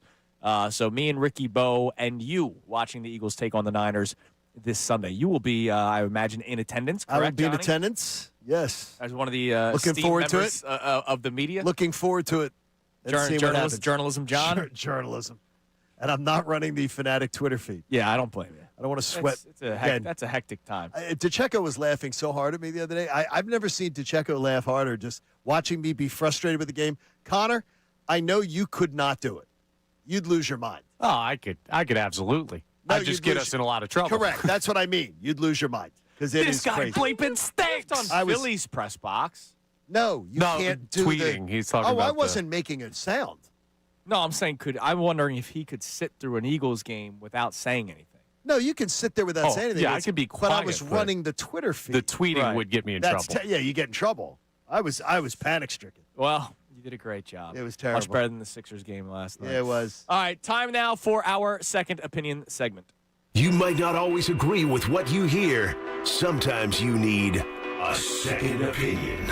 Brought to you by the consultants in medical oncology and hematology. Tell us about them, Johnny. I'm going to see them this afternoon. They're going to get my blood.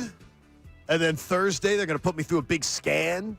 And they're going to take good care of me because they do. Even after cancer care, they continue to take care of me. They're the best. Dr. Sprandio and the entire team at the Consultants in Medical Oncology and Hematology, CMOH.org. Damn right, Johnny. All right, so obviously the Eagles didn't play their starters on Sunday against the Commanders. So you're wondering how much can you actually take away from it. One thing that I'll say about the Tanner McKee conversation, yeah, look, could it have looked differently if Tanner McKee lined up behind the starting offensive line and A.J. Brown and Devontae Smith and Dallas Goedert? I would imagine that it would look differently, but he missed throws that didn't matter who was receiving.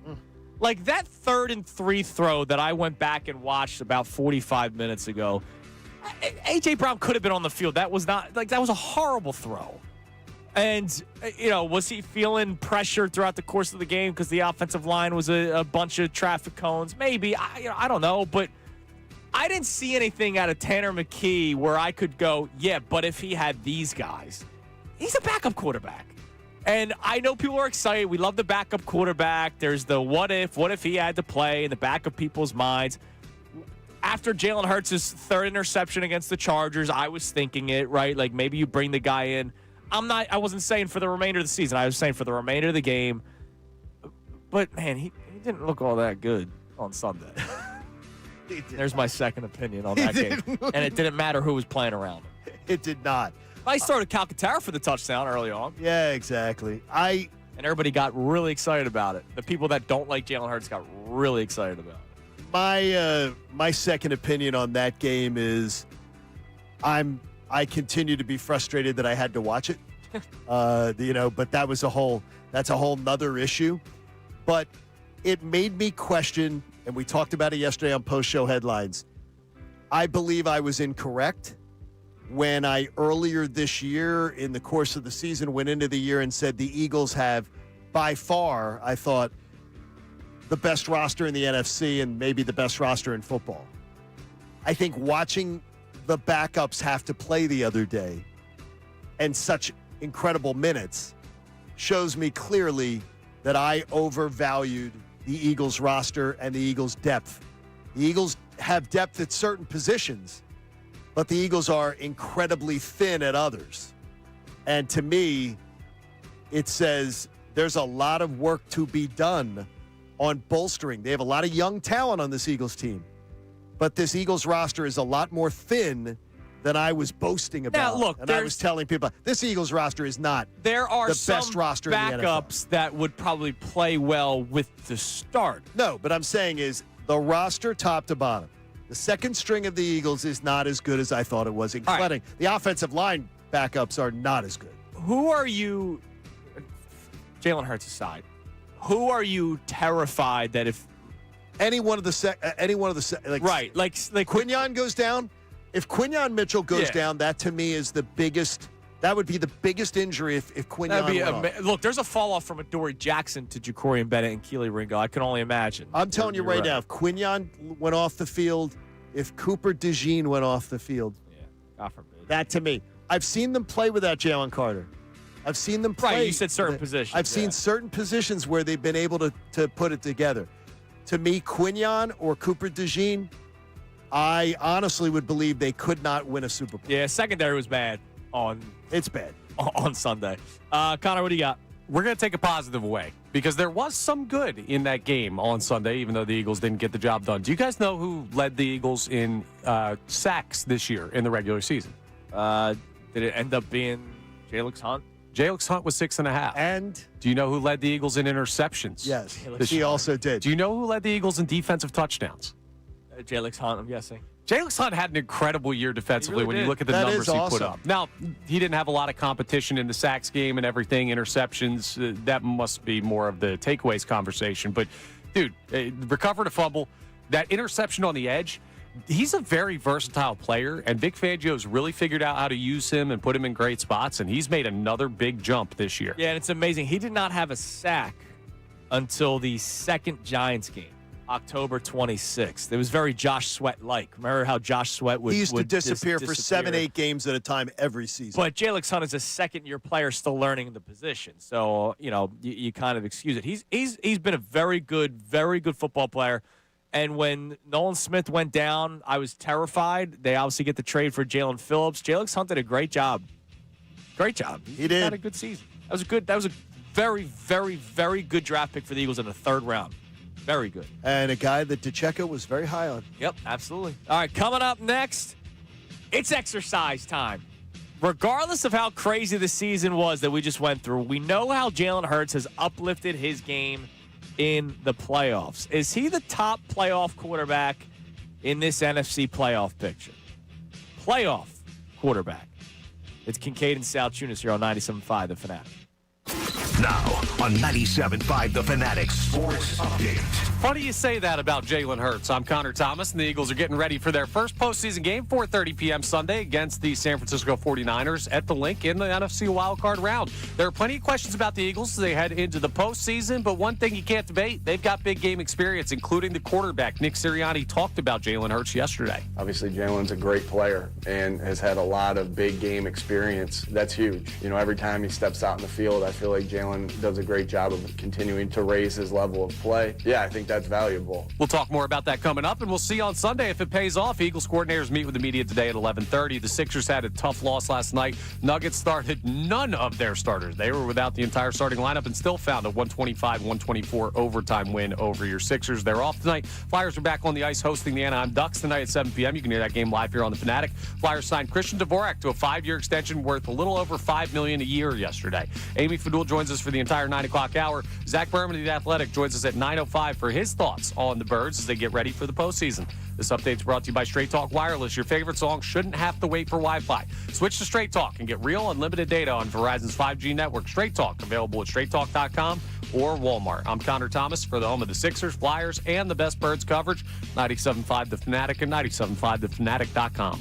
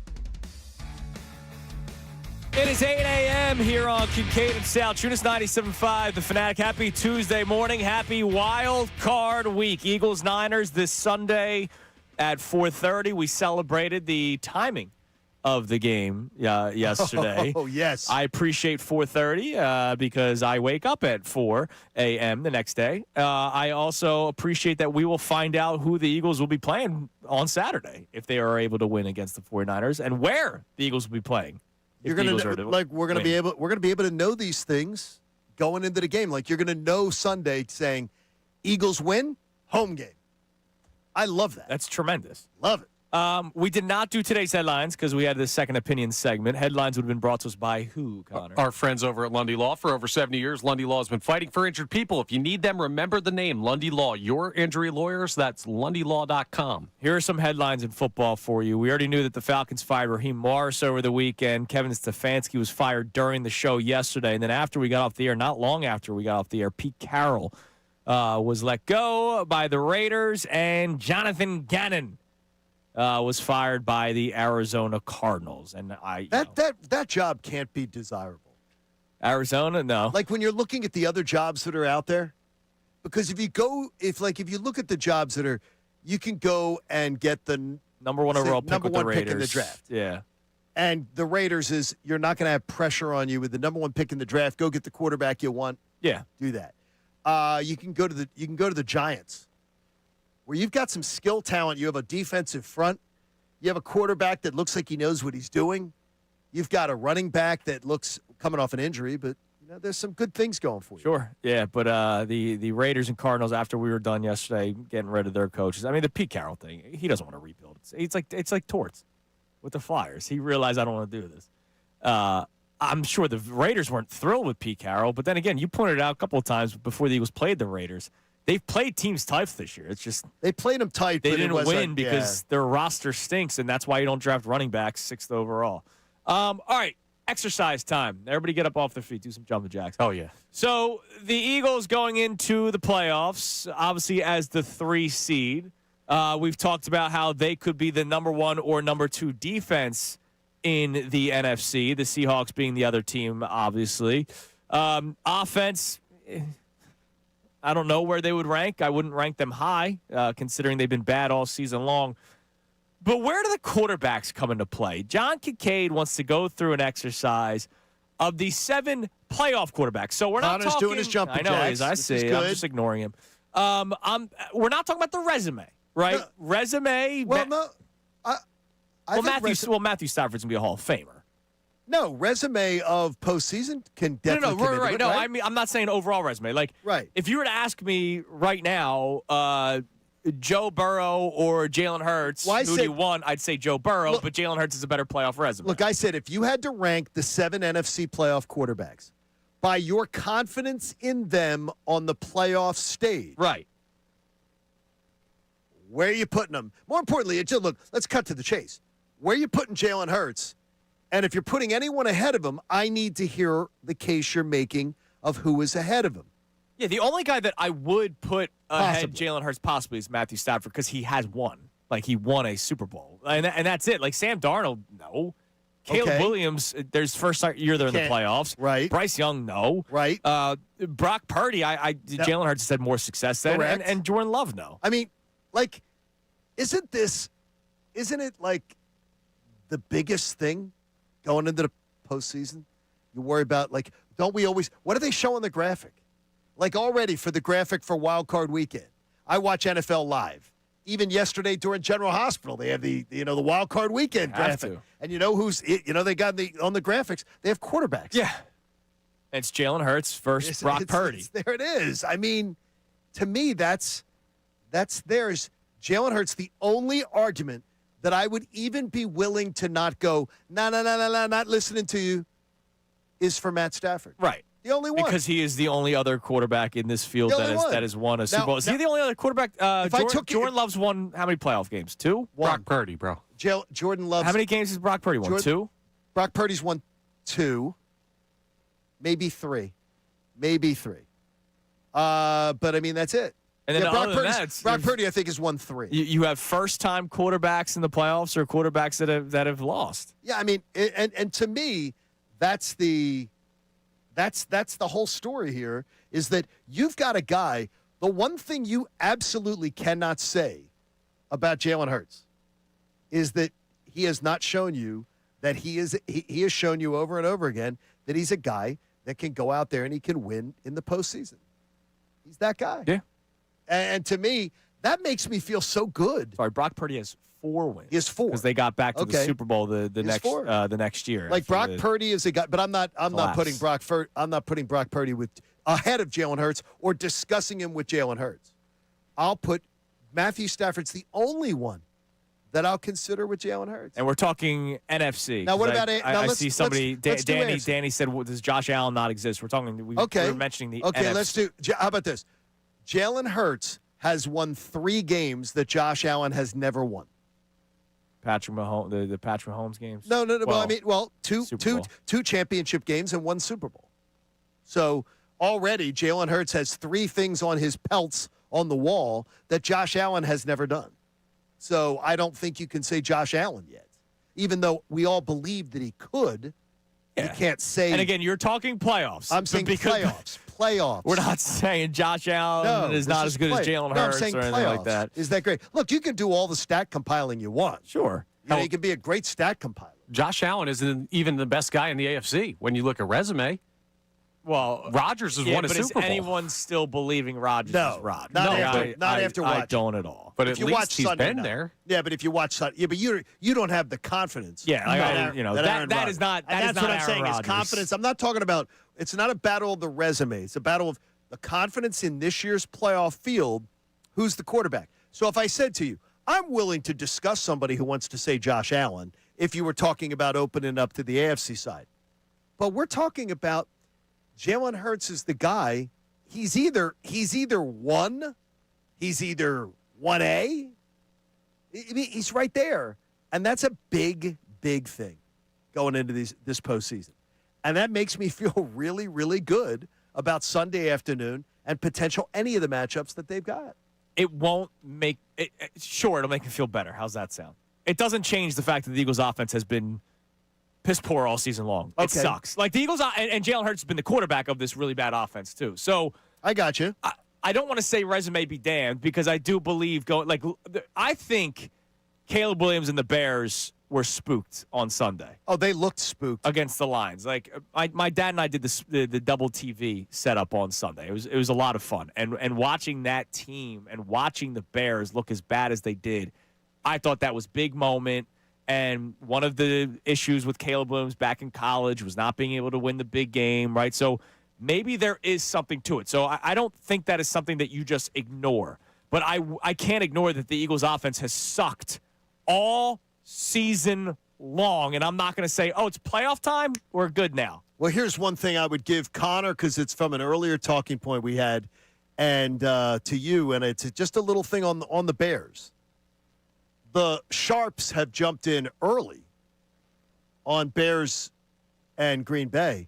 That line has swung by 3 points. In favor of Chicago? Bears are now favored by 1.5. It was Green Bay was favored. Yeah, 1.5. No longer favored. The Bears are now favored by 1.5. That line swung by 3. That is a lot of swing in favor of the Bears. Wonder how much of that is Josh Jacobs' leg. Or did the week actually help? Yeah, I mean he needed it. Yes, he did. He couldn't move. He did, but also rust for Green Bay. Like Jordan Love didn't just get sat to get sat. Like he's been hurt. So the concussion. Yeah, but I think look, the concussion. I think that I'm not betting pretty much 3 weeks off. I'm thinking he's going to be okay after the concussion. I'm not saying he's going to be hurt. I'm saying he hasn't played in a while. Oh, okay. And you're just going to roll into a road playoff game? And he's playing with a bunch of the backups. Yeah, I don't think Green Bay has a chance in that game. I'm sorry. I would not say they don't have a chance. I don't think they have a chance. Oh, I do think they have a chance. They have an absolute chance. I'm going to give you a Phillies update in a few minutes, but I want to play a couple of clips for you from Nick Sirianni on what we were just talking about, the going into the playoffs, the playoff resume for the quarterbacks in the NFC. That's what we were focusing on. It's really hurt Stafford, 1A, 1B, whoever you want to put as 1A. Brock Purdy does have this success in the playoffs, but for me, ultimately, as much as the resume is incredible for Jalen Hurts and Nick Sirianni, I can't ignore the fact that the resume of this year offensively has been putrid. Here was Nick Sirianni yesterday talking about the benefit of having the big game quarterback. Obviously, Jalen's a great player and has had a lot of big game experience. The amount of big games we play on a yearly basis in our regular seasons, are huge. And then, has played, how many playoff games is this now? 8, 9, somewhere in there. This will be his 10th. This will be our 10th. All right. So, that's huge, right?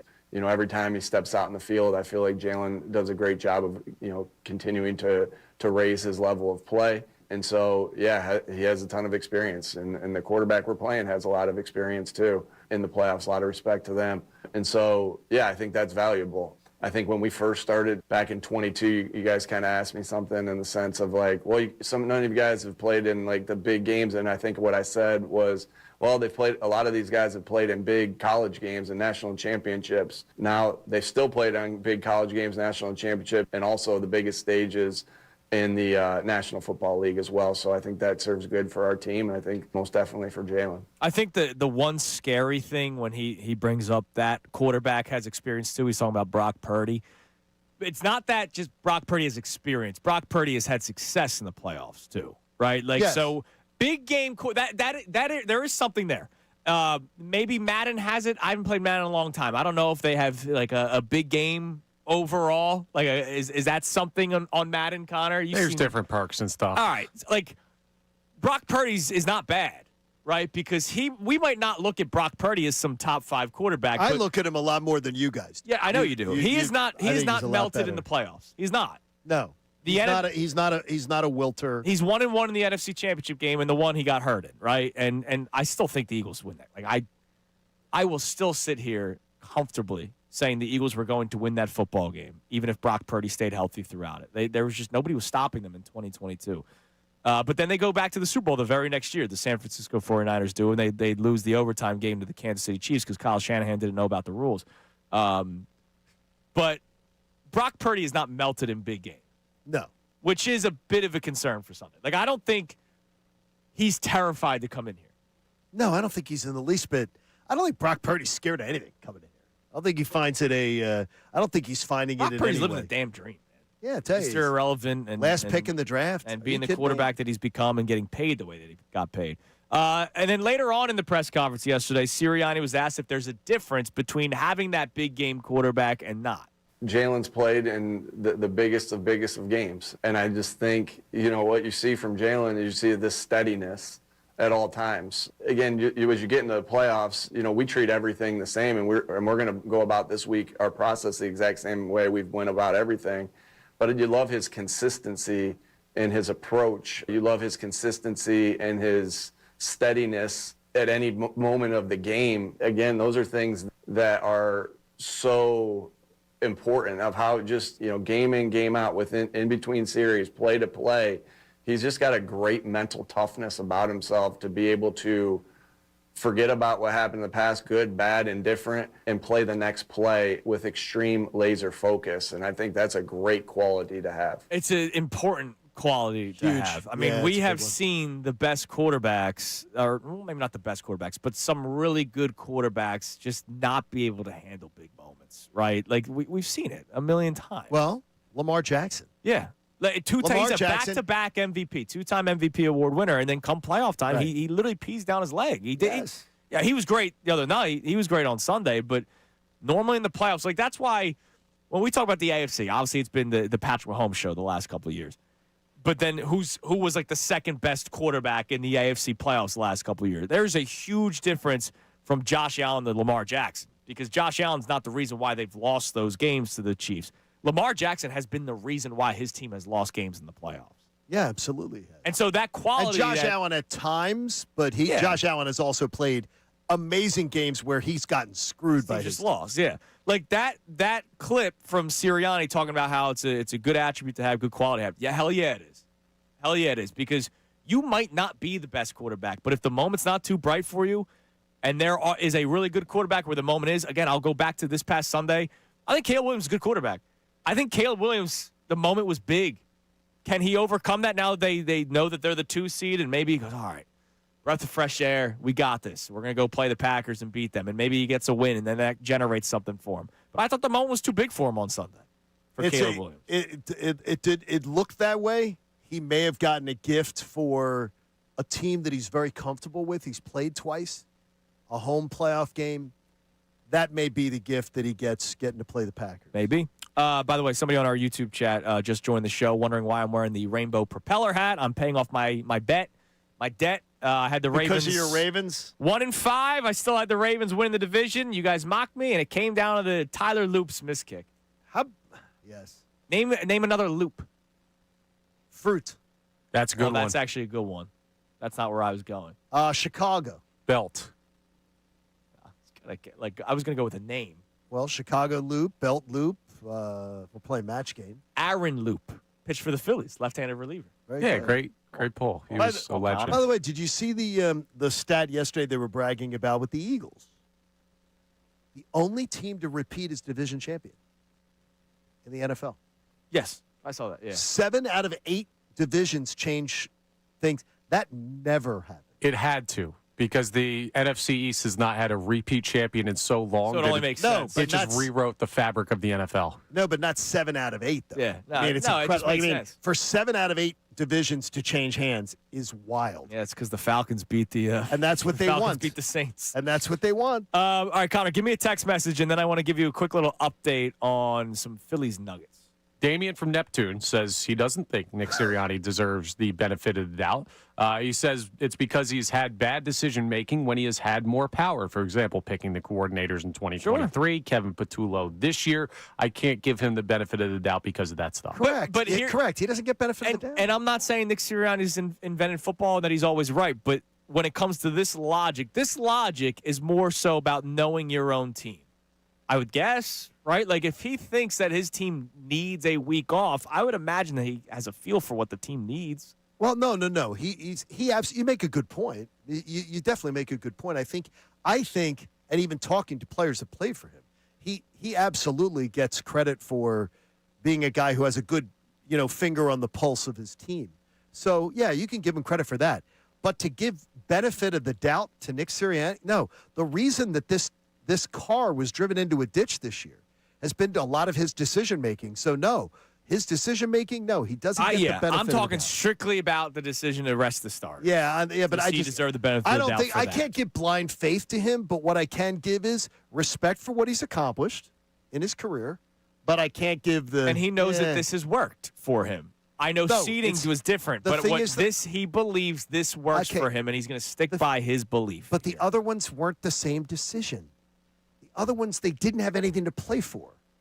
This, they had something to play for. So you can't. It's an incongruent argument people are making. But there's one consistency. What? The same guy's making the choice. Yeah, but the thing is, if he made the right choice previously. But the thing is, you didn't make the same choice. It's easy to make a choice when there's nothing to play for and you rest people. I didn't say you made the same choice. I said the same guy made the choice. So if he feels he wants to go the other direction, or he wants to treat this one differently, or even with something to play for, he doesn't want to do that.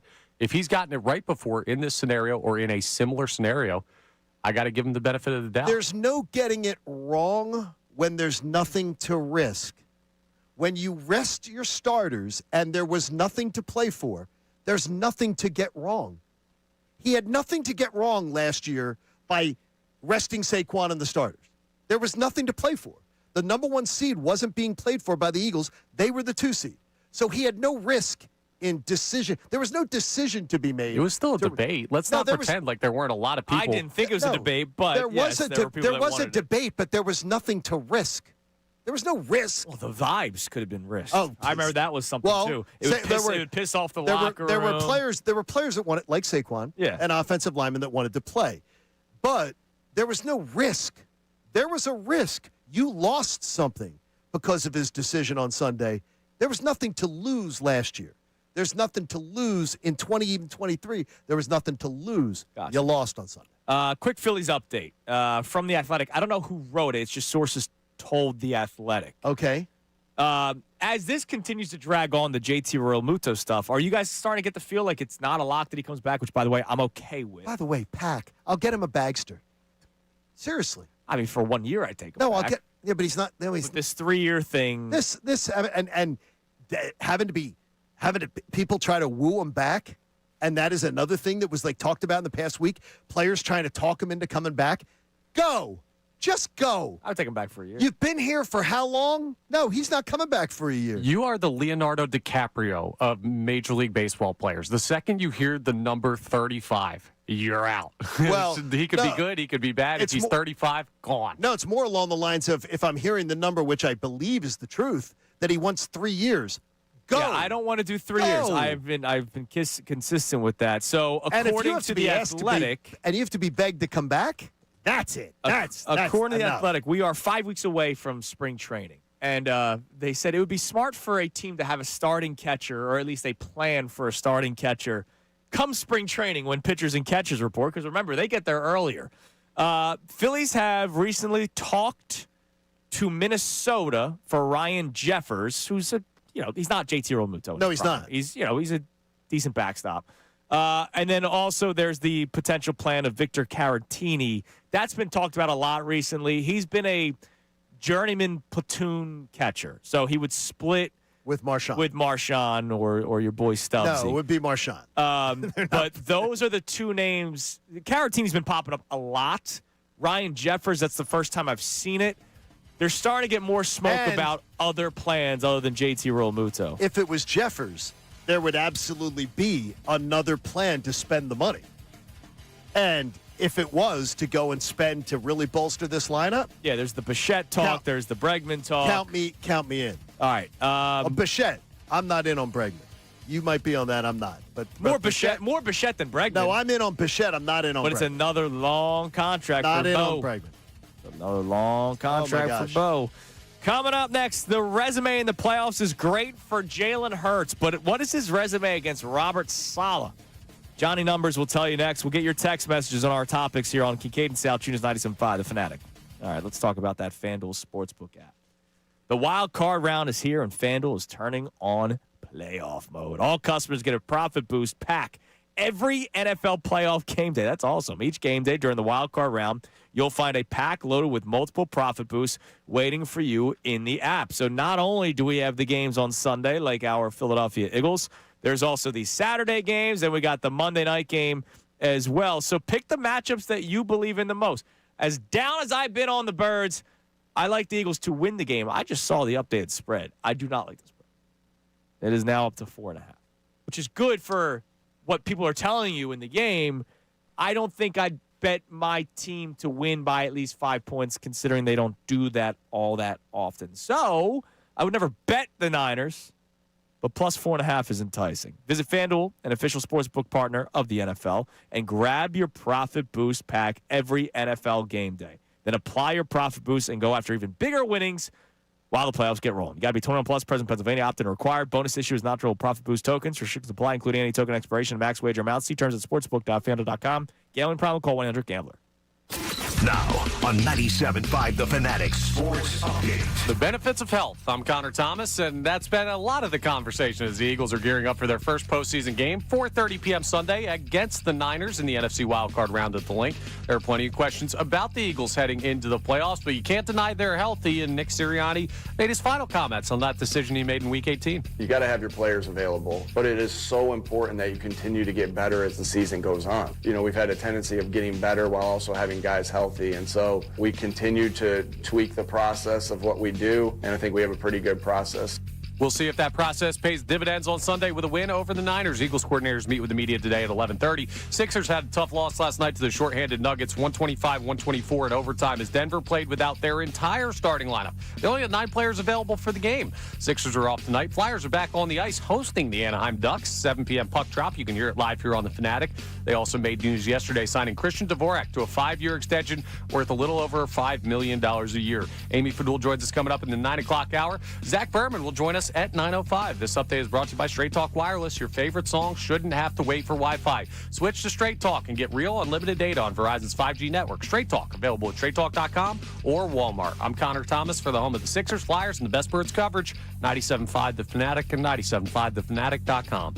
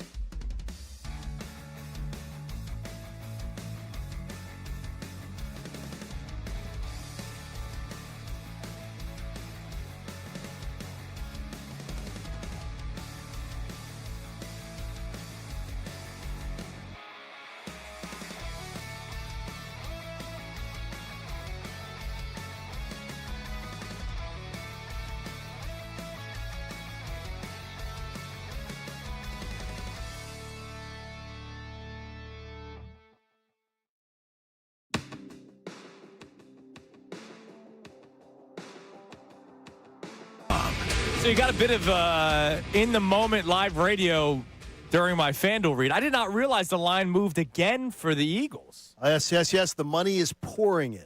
Eagles 4.5-point favorites. So last week when they did the scenarios, they had 2.5. Then it officially opened at 3, moved to 3.5, and now it's at 4.5. So the Eagles 4.5-point favorites. I like the Eagles to win on Sunday. I will not, if this number continues to climb up, I'm not betting it because they don't deserve that respect. They don't deserve the respect of my hard-earned money. They haven't earned it. No. Is what you're saying. That's why the Bears game, I thought they were going to beat the Bears, but I did not. They did not deserve the respect of my hard-earned money, 7 points being the spread. Can I help you both a little bit, too? Underdogs in the NFL playoffs, last 8 NFL postseasons. What we got? Underdogs are 60 and 38 against the spread. Okay. 61%. And underdogs that missed the playoffs the previous year are 66% against the spread. So that would be Seattle is not an underdog. If Chicago the Panthers would be one of those things. Panthers are one of those teams. They're an underdog.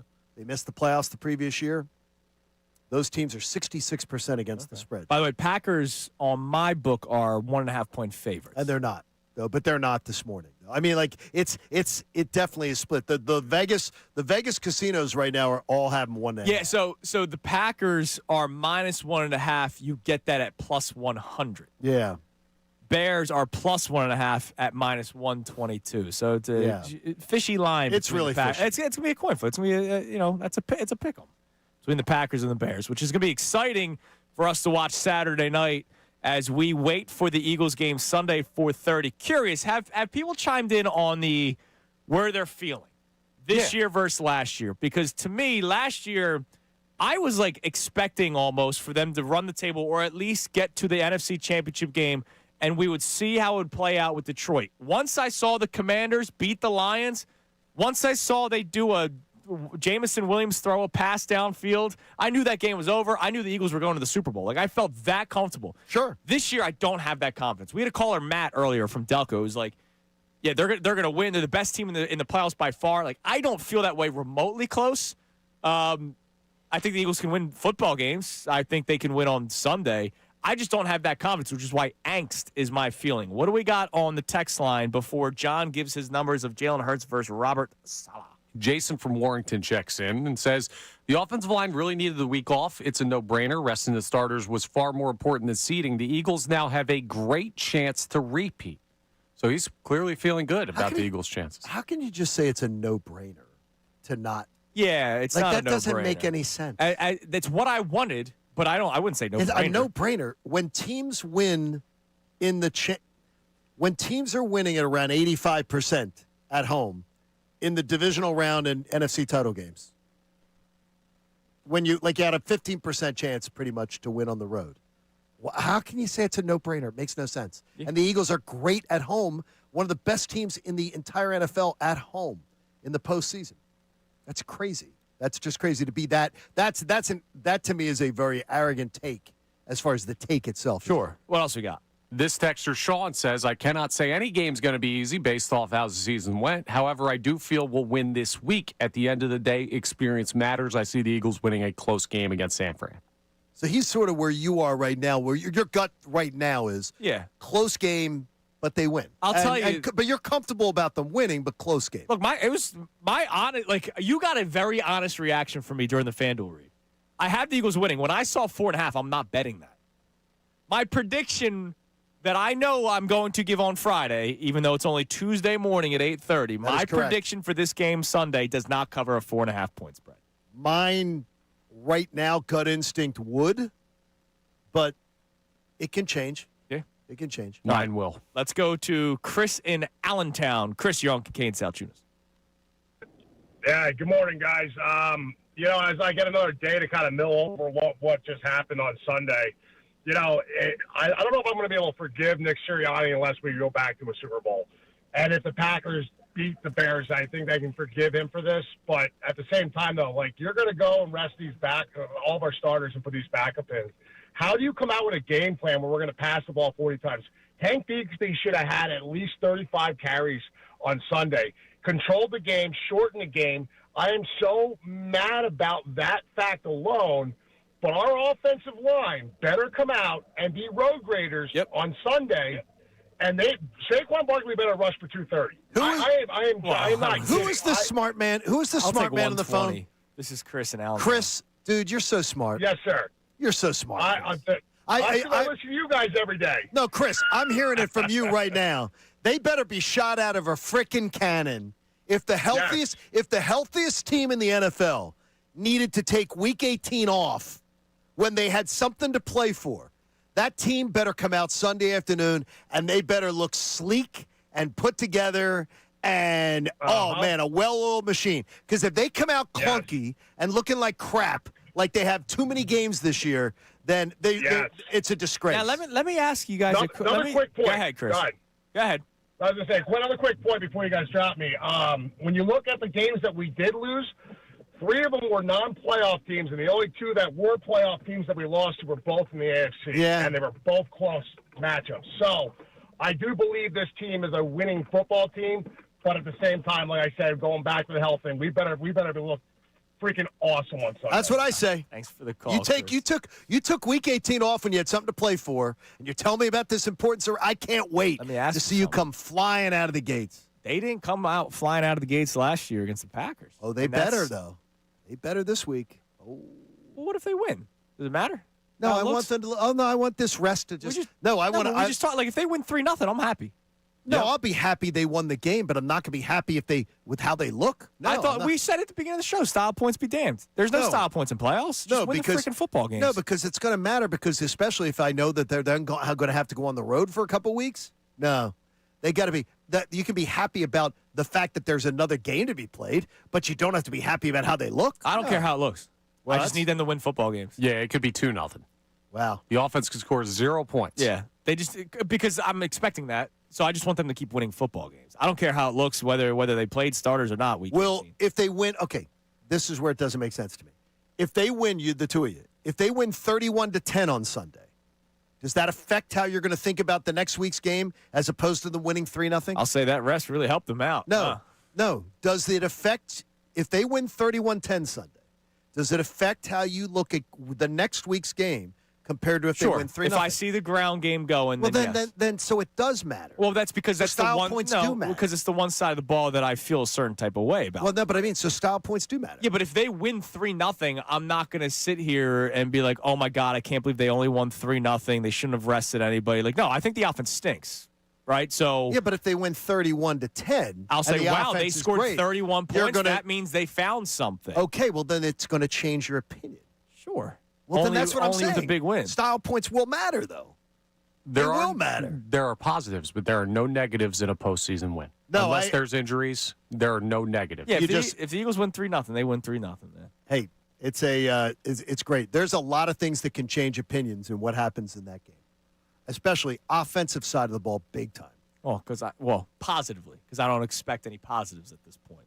There's not things that can make the offense look more negative. I'll be pleasantly surprised. What could make the offense look more negative? Is it Robert Saleh? Tell us about him. How about everybody remember that Charger game? Yes. The Charger game was pretty terrible, right? Sucks, yeah. Well, you may want to think that other than Jalen Hurts' first season as a starter, 2021, so if you just take 2022 through 2025, his second worst game he ever had as a starter, it was against Robert Saleh. Hurts' terrible 2023 performance at the Jets. Oh, remember Jets that? Game. Yeah, it sucked. 3 interceptions. The game-losing INT pick 6. Robert Saleh made Jalen Hurts, and I'm going back to read some of our esteemed writers from the local press that cover the team on a daily basis. Robert Saleh had Jalen Hurts seeing ghosts all afternoon. Now, he has a beat-up defense coming into this game. It's a little bit different. Robert Saleh most certainly won the chess match today. Now, it's a much more, that day, we didn't like the offensive coordinator. We don't like the offensive coordinator this time around either. Robert Saleh made the Eagles' offense look sophomoric. We've been talking about this Eagles' offense all year long. It was the second worst performance of his career after, if you take out that rookie season, for Jalen Hurts. So let's not do what we did last week. If you're very, very chesty about this week's game, let's not think that this could not be, as you say, this is going to be just some easy win. Yeah, no, there's no chest. There's no chest day. No, and I know you're not. So I'm just saying, but there are a lot of people who are.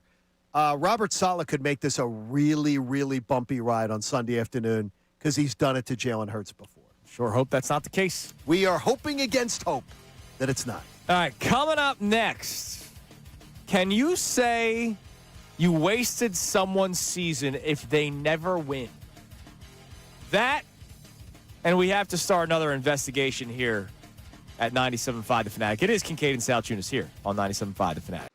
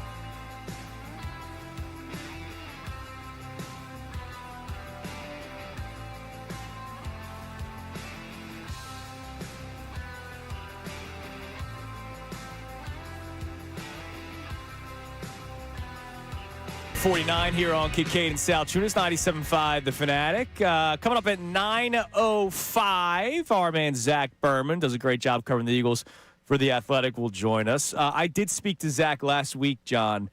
He wanted the Eagles to play the starters if he had a say. I saw him Sunday, he believed that they would rest the starters way back on Tuesday, just based off of his incredible reporting. So he wasn't surprised, I imagine, when the news came out that they were not going to play the starters, but he believed playing for the 2 seed was necessary. So we'll talk to Zach, get an update on his feelings and toward worthwhile. everything. Yeah, right. And we'll talk to Zach coming up at 9:05. But joining us now in studio, we got new clocks. So you're here a little bit earlier, but that's okay. I like it. I like it. More Amy, the better. Amy Fadul's with us. I got that email, and I was like, new clocks. Well, welcome. Let's go. Thanks for joining us Welcome today. to 2026. Thank you. It's good to be here. Happy New Year. So I want to debut something later on today. We don't have any imaging for it, so this is gonna be a dry run. All right, we're gonna do what I wanted this to one, do. yeah. So John, last week I came up with an idea. I like this. I want to do, instead of an Ask Me Anything, because nobody cares about us, how about Ask Me Amy Thing? Ask Me Amy thing? And it's questions sent in for Amy Fadul. And Amy will answer them. Connor will make sure there's not Did Amy any sign creepy off ones. on this, or are I you did, throwing last this? week. Oh. No, okay. yeah, we talked about it last We talked about it. and I Because said, I'm that saying, sounds because great. people can really send in some stuff. They do. They do Yes. regardless. So you got a great filter in his name. That's is what's Connor. well.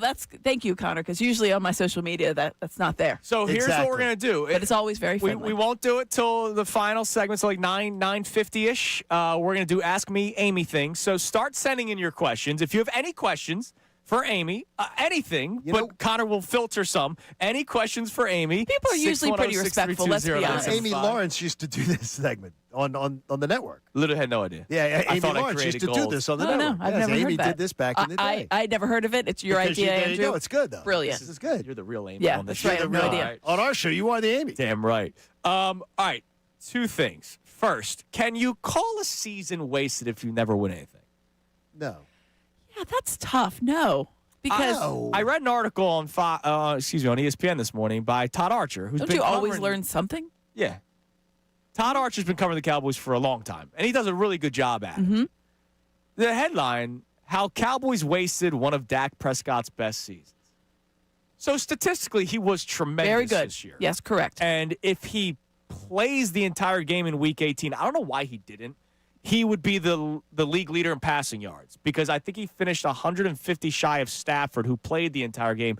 Prescott came out at halftime or in the second quarter. Yeah. If he plays, I imagine he's he absolutely gets there. He has the 2025-6 season leader for passing If yards. they don't tie Green Bay, they make the playoffs as the 7th seed, right? If Green Bay loses that game and the Cowboys win, I think Dallas may have won that game because they would have tried to win the last game. Well, that's the thing. I was like, then it would have had everything. They would have won the out. game, Yeah. and then if they beat the Giants, they would have made the playoffs. Right, so they would have been because they would have cared about the Giants game. They would have cared about the Giants game, and they'd give them one more win and one less tie. Okay, because they would have beaten Green Bay. They would be 8-9 because Green Bay finished 9. What 9? 10. They would have 10 wins. 1. Packers are 9-7-1. Cowboys 7-9. So Green Bay would have been 9-8. So yeah, you would have played for Cowboys would have been in the playoffs. Yeah, you could have played for it. But yeah. like, I know the defense sucked and the whole Micah Parsons drama. But like, can you say a season's wasted if you've never won anything? Like, the guy's been in the league for 10 years. Do you know that next year is his 11th season in the NFL? But to not go to the playoffs, I get what he's saying on its face of like, here was a really good season and you didn't do anything with it. But they've never done anything. Exactly. So like, but it's like, to me, if the Eagles lose in the first round of the playoffs to the San Francisco 49ers, this season with this defense completely wasted because you have arguably one of the better defenses in the NFL, right? You would waste this defense. The Cowboys don't make the playoffs consistently enough for me to ever say a season is wasted. You can't waste a season of a guy that hasn't ever gotten you to where you wanted to go. I think that's what he's trying to say. Well, people said it all the time about Matthew Stafford's seasons when he played for a bad Detroit Well, that was a little bit different because it was Detroit and they were so bad.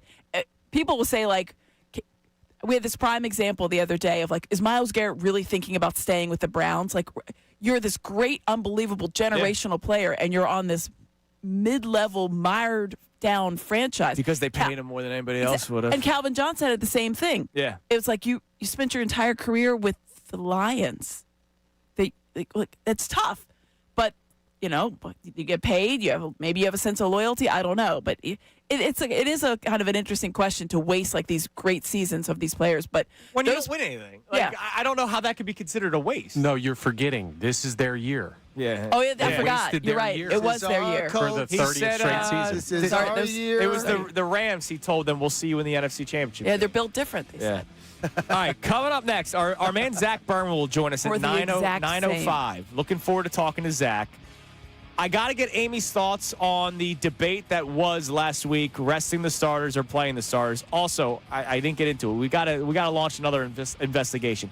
There are people that work at this station that aren't either human, adults, or they just don't care about other people. That's very possible. We'll find out what next. Kincade Salciunas. Amy here with us, 97.5 The Fanatic. Now on 97.5 The Fanatic Sports Update.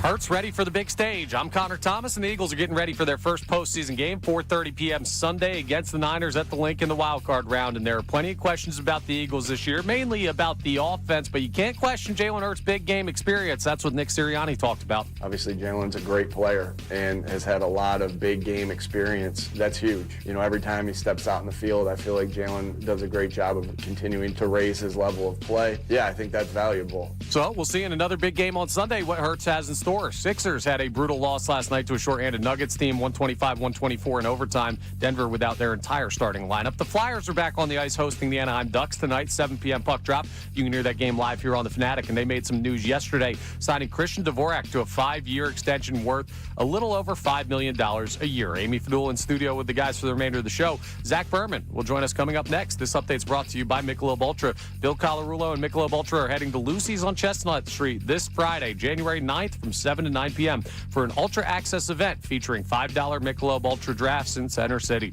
You could score tickets to the Fanatic Suite for an upcoming Sixers game. Sponsored by Michelob Ultra. Please enjoy responsibly. I'm Connor Thomas for the home of the Sixers, Flyers, and the Best Birds coverage, 97.5 The Fanatic and 97.5thefanatic.com.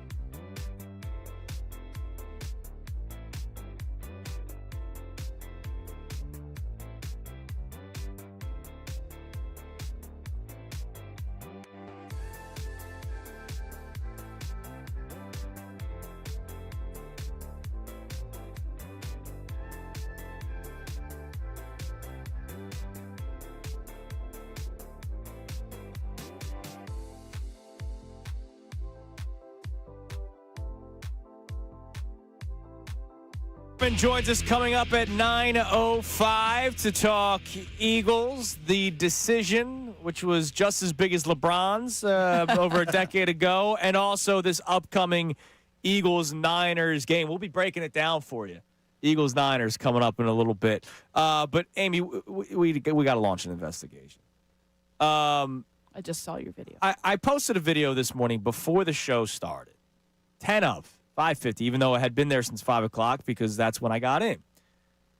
There is dried up coffee spill all over the desk that we share. It is a shared desk. The only fancy schmancy people at this station are Unfiltered. 2 to 6. Somehow Unfiltered has their own prep area. Because they need it. 2 to 6. They are actually, you go down the hall to the corner. Right, they need it. You go through the golden doors. Angels sing to you as you walk in. They have their own printer, I found out this morning, by the way. Okay. So the Unfiltered has its own space, but everybody else shares it. That's fine. I'm fine with sharing the space. Clean up after yourself. So I posted on my Twitter account, Salciunas975. There's coffee everywhere. That is not something where like a drop fell on the table and you didn't notice it. That is a full-on spill, and somebody either did not care or is so entitled that they think somebody else will clean up their mess for them. What is going on here, people? Yeah, you need to look at this video because it's a multi-level spill. Multi-leveled. There's a second deck. It's a Kyle Schwarber home run. So it started here, and then it like trickled down. They picked the coffee cup up and thought, oh no, like it's spilling. And in the act of that, they thought, I'm just going to throw the cup away and also then walk away. And this is fine. Like, what's wrong with people? And it's on a white coffee bean. It's on a white counter. So it's pretty obvious. Like you can see. You had no more coffee in your cup. And so like this is one of our own. I'm disappointed. Yeah. And it happens way too often where this place is a mess. But like I get it. You have a pizza pie over the weekend. You don't see the grease stain because it's translucent. Sometimes hard to see. That is brown coffee on white table. There's no missing that. Yeah, the shared desk is tough. We used to have shared desks down at NBC Sports Philadelphia, and when I had a shared desk at times, because it's all open, you can sit wherever, there was times where I would come in and there would be, you know how you have those personal like tooth pickers? Yes. Like flossers? No. Yes. You'd see that on my desk. Yeah, it's disgusting. Oh, yeah, it was something. That's horrible. Yeah. That's what Jimmy Kemsky finds on the street all over the place. And those things are tweets them everywhere. out. And I would see them by like once a week. I would have one on my desk. I'm like, oh, okay. I appreciate the dental hygiene, but Connor, maybe. you got to find out who worked last night because I know I did some work after our show, and that's where Sean Brace was sitting. It was not there during middays. I'm on it. Afternoon sits in a different area. Yeah, they wouldn't be there. Whoever worked at night, you guys are the culprits. All right, Amy, they did not play the starters. Where were you before the decision was announced? Where are you today? Yeah, I mean, I definitely thought it was a little bit interesting. I don't know how. I wasn't like troubled by it, but I was like, really, you're not going to play your starters? It's kind of strange. But when when you really do think about it, he's always done this. The one thing that you can count on for Nick Sirianni is consistency when he has things like this, as far as the training camp situation that's always run the same, the way that they play the starters, don't play the starters in the preseason games. That's been very consistent in his entire time here. So he's been very consistent in not playing his starters week 18, which is because he's always made the playoffs. So I get it. But I thought the way your team is playing right now, you thought maybe just one more game of a tune-up? Everybody keeps saying they're going to turn it on. They're going to figure it out. It's going to come together. How about one more game to try to get it all together? So I was like, huh. It was eyebrow raising, but not surprising given the way that he has. And then you knew it was going to happen. As soon as he made that decision and he came out, and I remember sitting there listening to him last week talk about it, and we're going to rest the starters. No one's going to play. Some people have to play because of, sheer numbers. I mean, Brandon Graham had to play just because of sheer numbers out there. And Devontae wanting to get Devontae had to play for the numbers game, and then the second he got his numbers, he was not in the game anymore. Because I think it was obviously a lower number. Saquon needed, 86 all-purpose yards to get to his 2,500. But anyway, I just thought, I don't know. But as soon as he made the decision last week, I thought, you know what's going to happen. Because Dan Campbell would never take a play off. Yeah, they're not punting on it. And by the way, that man would run through a wall. Every coach that had something to play for in the NFL played their guys, except for Nick Sirianni. And he's the always been only that one. guy. But the thing is, though, now people say he's always been that guy. He wasn't in this situation, though. Right. Like They were last, already had last year, everything they had locked nothing up. to play for. Last year, they had nothing to play for. Was there seeding 3 years ago? They were the 5 seed 3 years ago. Was there like in No, 2020? 2 years ago. Yeah, 2020, 2023. 2022, they were the 1 seed. Right, 2023, 23, I they feel were like there the was 5 something to seed. play for. No, they needed Dallas to lose That's at what it was. Washington Okay. the last game, so they were monitoring it. Right, but it didn't Washington. matter for them. Yeah, and it was over by the beginning of the second quarter. This is one where they literally punted. But I think in his mind, it's the same thing. Yeah. I think in his mind, I'm resting my guys because our position, I'm good with whatever. Which is just It was shocking. something because on Shocking. paper, the Packers matchup is a much better matchup. It is. It is. My one big pushback that you said is like could they have gotten something going in week 18? I don't think so. No, I've not. They've been saying that since week 12. Yeah, it's not going But to it's happen. like, oh, they're going to. They keep saying we're going to. They're still trying to We're find working their on the identity. process. We're got it all. Even his press conference yesterday, which I logged, and I was like, this is amazing because there's nothing. I could have run that 7 weeks ago. Yeah. It was the same exact press conference about, we still have the same process week in and week out. We work hard. And he says balance yes, line. and he says yesterday, and we're getting better as the season goes along. Yeah. Really? The offense is getting better, and you're 3-4 down the stretch. Yeah, So it that's just- the reason why was- you can put your but feet up. You knew it was going to happen. You knew the Lions were going to win It was great. as soon as he made that decision. Great theater, Amy. Just like the Sixers game we'll ask you Oh, about nope. later on. No. You're No. joining us Mystery now on the science. Comcast No. Business Hotline. Every day in business is a big day. Let Comcast Business help you move forward with what's next. From The Athletic, our man Zach Berman joins us. Zach, last week when I had you on, you thought the Eagles would rest the starters. You wanted them, if you were to choose, to play the starters to try to go after the 2 seed. Now that we know the result based off of your reporting, what's the vibe like in the locker room knowing what they could have accomplished had they played the starters? I don't think they are as up in arms with it as maybe you guys are, or as the callers might be. They knew what the possibility was going in, and I can say, I mean, look, when you have 53 players, there's never like one uniform opinion, but for most of the starters that I spoke to, almost all the starters I spoke to, I think they recognized the value of getting rest, physically, mentally, and they thought, especially the experienced players, that it was especially beneficial in the past. So I think the distinction I would make is they care more about how they're playing than than who they're playing and where they're playing. And I think they think as far as the how they're playing, the rest will be beneficial for them. When Zach, though, in the past, isn't rest around the NFL earned? Isn't the end of the season rest when teams rest their starters? Doesn't it almost uniformly been earned? Because as we were talking about just before you came on, every coach that had something to play for this weekend when they could improve their status, their position, they all decided to play their players.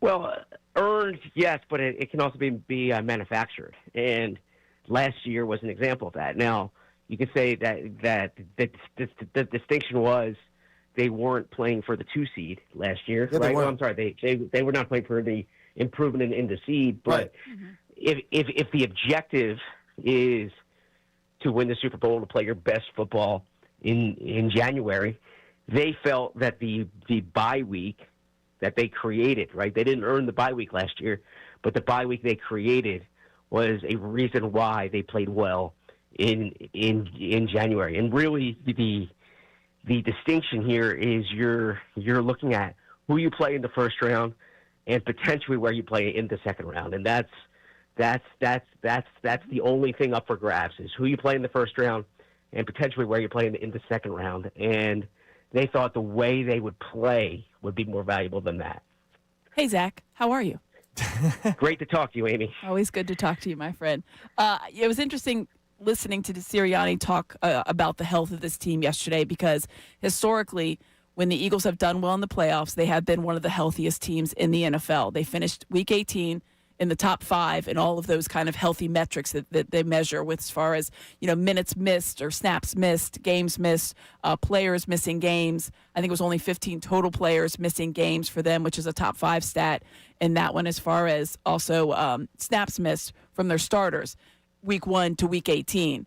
How much do you think that really kind of justifies a decision like this in his mind? Because I know he's always valued that. When the Eagles have done well, they've been one of the healthier teams. Yeah, it's a good point. And I think when Nick looks at his experience, the week 18 game in 2023, when they were playing to improve their seed, and A.J. Brown gets hurt, Jalen Hurts got hurt in that game. Now, I don't know if they would have beaten Tennessee, Tampa Bay otherwise. But, yeah, you're absolutely correct that the injuries were a factor. Now, I know one rebuttal could be, well, they put Devontae Smith out there, right? They had Moro Ojimo and Jordan Davis and Nolan Smith and Jalen Hunt playing, into the fourth quarter of that game. And that those would all be valid discussion points. But by and large, I mean, they're going into the playoffs with only one starter on injured reserve. If Lane Johnson is back this week, whenever Nakobe Dean gets back, you're looking at only one starter being absent. And I mean, if you just look at the other depth chart this week and you see what the 49ers look like, that the Eagles' health is a major advantage. And luck, plays a big part in injuries often. But we're looking at a 4-year run here, 5-year run here, where they've been mostly healthy going into the postseason, and so it's luck when you're talking about a broken leg or a torn ACL. But as far as the soft tissue injuries and things of that nature, I mean, they view that as a competitive advantage that they've created. Zach Berman joining us on the Comcast Business Hotline, doing a great job as always, covering the Eagles for The Athletic. So let's start focusing more on this upcoming game. It is playoff week. The decision was the decision. The Eagles play the 49ers. Vic Fangio, tremendous defensive coordinator, probably the hero of the Eagles this year. Kyle Shanahan, tremendous offensive mind for San Francisco. When you see those two behemoths at what they do, who do you side with? Vic Fangio and his defensive mind, or Kyle Shanahan and his offensive mind? It's a good question because I think they're both really good. The numbers bear that out. I think this 49ers offense is especially difficult. This and the Rams are probably the two best offenses you might see. Now, they didn't look good on Saturday night, and you factor that into it. But Christian McCaffrey's having an outstanding season. When Brock Purdy's been healthy, he's been really good. I mean, if George Kittle's on the field, he's a big-time player. And Trent Williams is the big question here. But to answer your question succinctly, I've seen this Eagles defense answer the bell time and time again. I would probably say this is a draw, and the question is going to be how the Eagles offense responds and if the Eagles offense can flip a switch going into the postseason. Do you think the Eagles have, if you were just doing like the little chess match thing, does Shanahan have is it a draw with Vic Fangio as head coach? Is Shanahan a draw with Nick Sirianni? Is, the Robert Saleh matchup against, Kevin Patullo a clear mismatch? Yeah. What do you think about this coaching matchup? Yeah, I mean, I think these are, two of the best franchises in the NFC and in the NFL over the past 5 years. I think Shanahan, as an offensive play caller, as an offensive designer, has an edge there. I think Vic Fangio's been a better defensive coordinator than Robert Saleh, who's actually been a real strong coordinator. I mean, I tend to look at the players, and I think that from a personnel perspective, the advantage is the Eagles' offensive personnel versus the Niners' defensive personnel.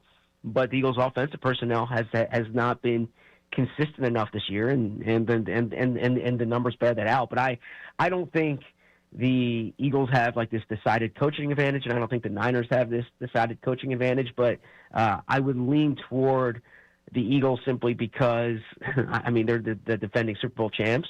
They're at home, and they've been the better team. I mean, no team outside the Bills now has more wins over the past 5 years.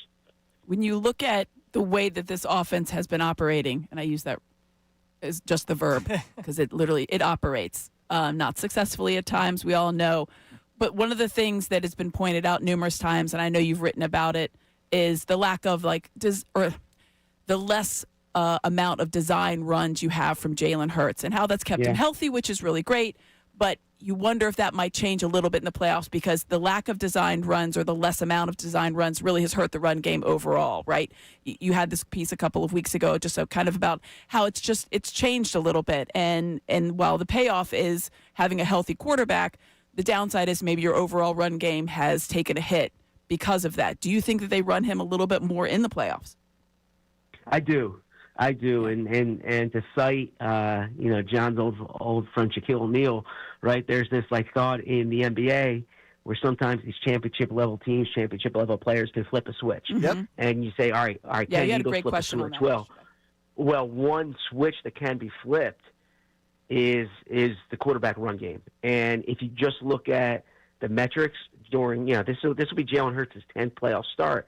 Jalen's been a better runner in the postseason than he's been in the regular season. He's been a really good runner in the regular season, right? So you're talking about a year where his numbers are down. It would surprise me, borderline shock me, if Jalen is not a more effective runner in the postseason, because I do think part of this was, even if the Eagles would not say this explicitly, was get to the postseason, and it's a different game in the postseason. Mm-hmm. Zach, when we talk about the team that the Eagles are facing this weekend, I call them the San Francisco Shanahans. I don't even call them the 49ers, just because it doesn't matter who the quarterback is. I saw them win with Mac Jones. I've seen him win with Jimmy Garoppolo. I've seen him win kind of with Trey Lance. Nobody else really could. When you look at the team itself, though, so forget Shanahan, how much does the 49ers roster worry you, considering all of the injuries that they are currently dealing with, or guys that will be banged up going into the game on Sunday? Yeah, I mean, I think their offensive personnel would certainly worry me. I mean, Christian McCaffrey is one of the best players in the league. Trent Williams is one of the best left tackles in the league. George Kittle is one of the best tight ends in the league. The wide receivers, they've kind of tried to figure that out throughout the year, but they're getting healthier there. Actually, we'll see what happens with Ricky Pearsall. But the offensive personnel would worry me. The defense, not so much. If they had Nick Bosa out there, if they had Fred Warner out there, it's a different conversation. But I think that the defense, I always say that one of the downsides of covering the team is you don't get to watch the 31 other teams as frequently. But the Niners had that solo time slot game on Saturday night. I was able to watch that. Mm-hmm. And yeah, that defense, especially against the run, was a problem. And they're starting practice squad linebackers, who have experience, but still practice squad linebackers. And so this is a game where if I'm sitting in the coach's meeting room today, I'm saying the Eagles have Saquon Barkley. They have an offensive line that at least they feel is one of the best in the league, and it's a rested group. I expect them to have Lane Johnson back. If they can't run the ball on the 49ers this week, they don't deserve to win the game. And I think they'll be able to run the ball on the 49ers. Zach, we appreciate the time as always, man. Keep up the great work. You're killing it at The Athletic. Always enjoy having you on the show, and we'll talk to you again soon. I appreciate it. Thanks, Zach. There he is, Zach Berman on the Comcast Business Hotline. All right, a couple of things, non-Eagle related. Okay. BS meter, 1 through 10. There is an article from Bob Nightingale that... You mean Dave Dombrowski wrote it and handed it to him, or? No, I'm not even ripping the Phillies for this.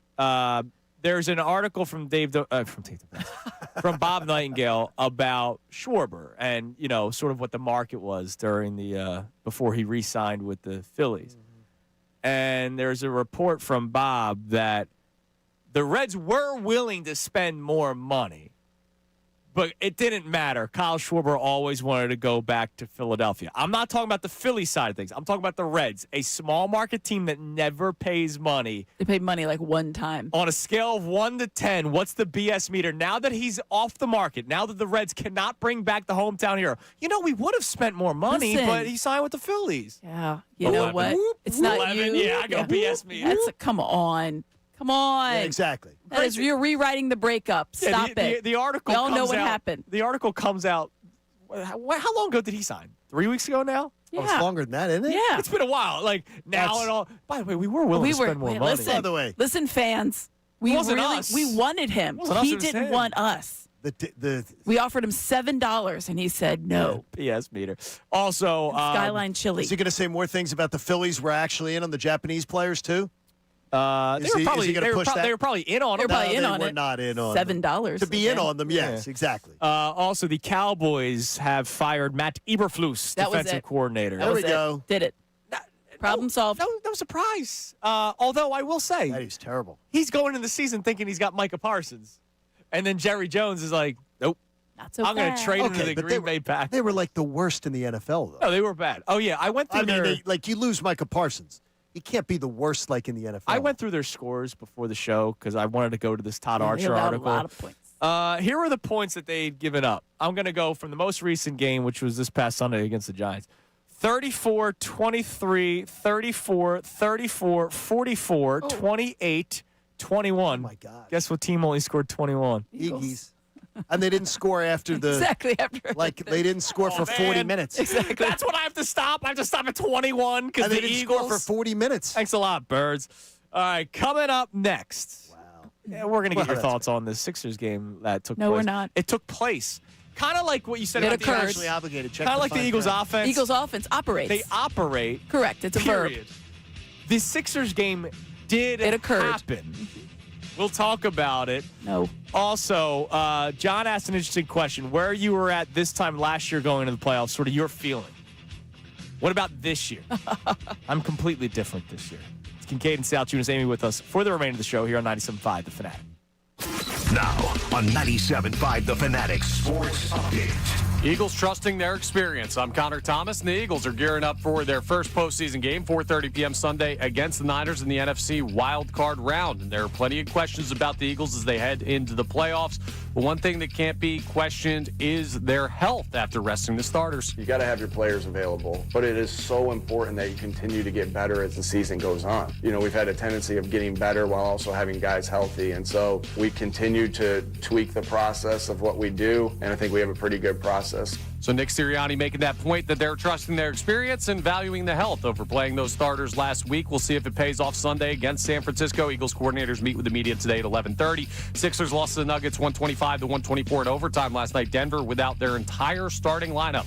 Still found a way to win. Sixers are off tonight. Flyers are back on the ice hosting the Anaheim Ducks tonight at 7 p.m. You can hear that game live here on The Fanatic. They made some news yesterday signing Christian Dvorak to a 5-year extension worth a little over $5 million a year, locking him down long term. Amy Fadul stays with us for the remainder of the show. This update is brought to you by the Positive Coaching Alliance. Questions about youth or high school sports? Positive Coaching Alliance can help. PCA, a national nonprofit organization, develops better athletes and better people through youth and high school sports. Info at positivecoach.org. I'm Connor Thomas for the home of the Sixers, Flyers, and the best Birds coverage, 97.5 The Fanatic and 97.5thefanatic.com.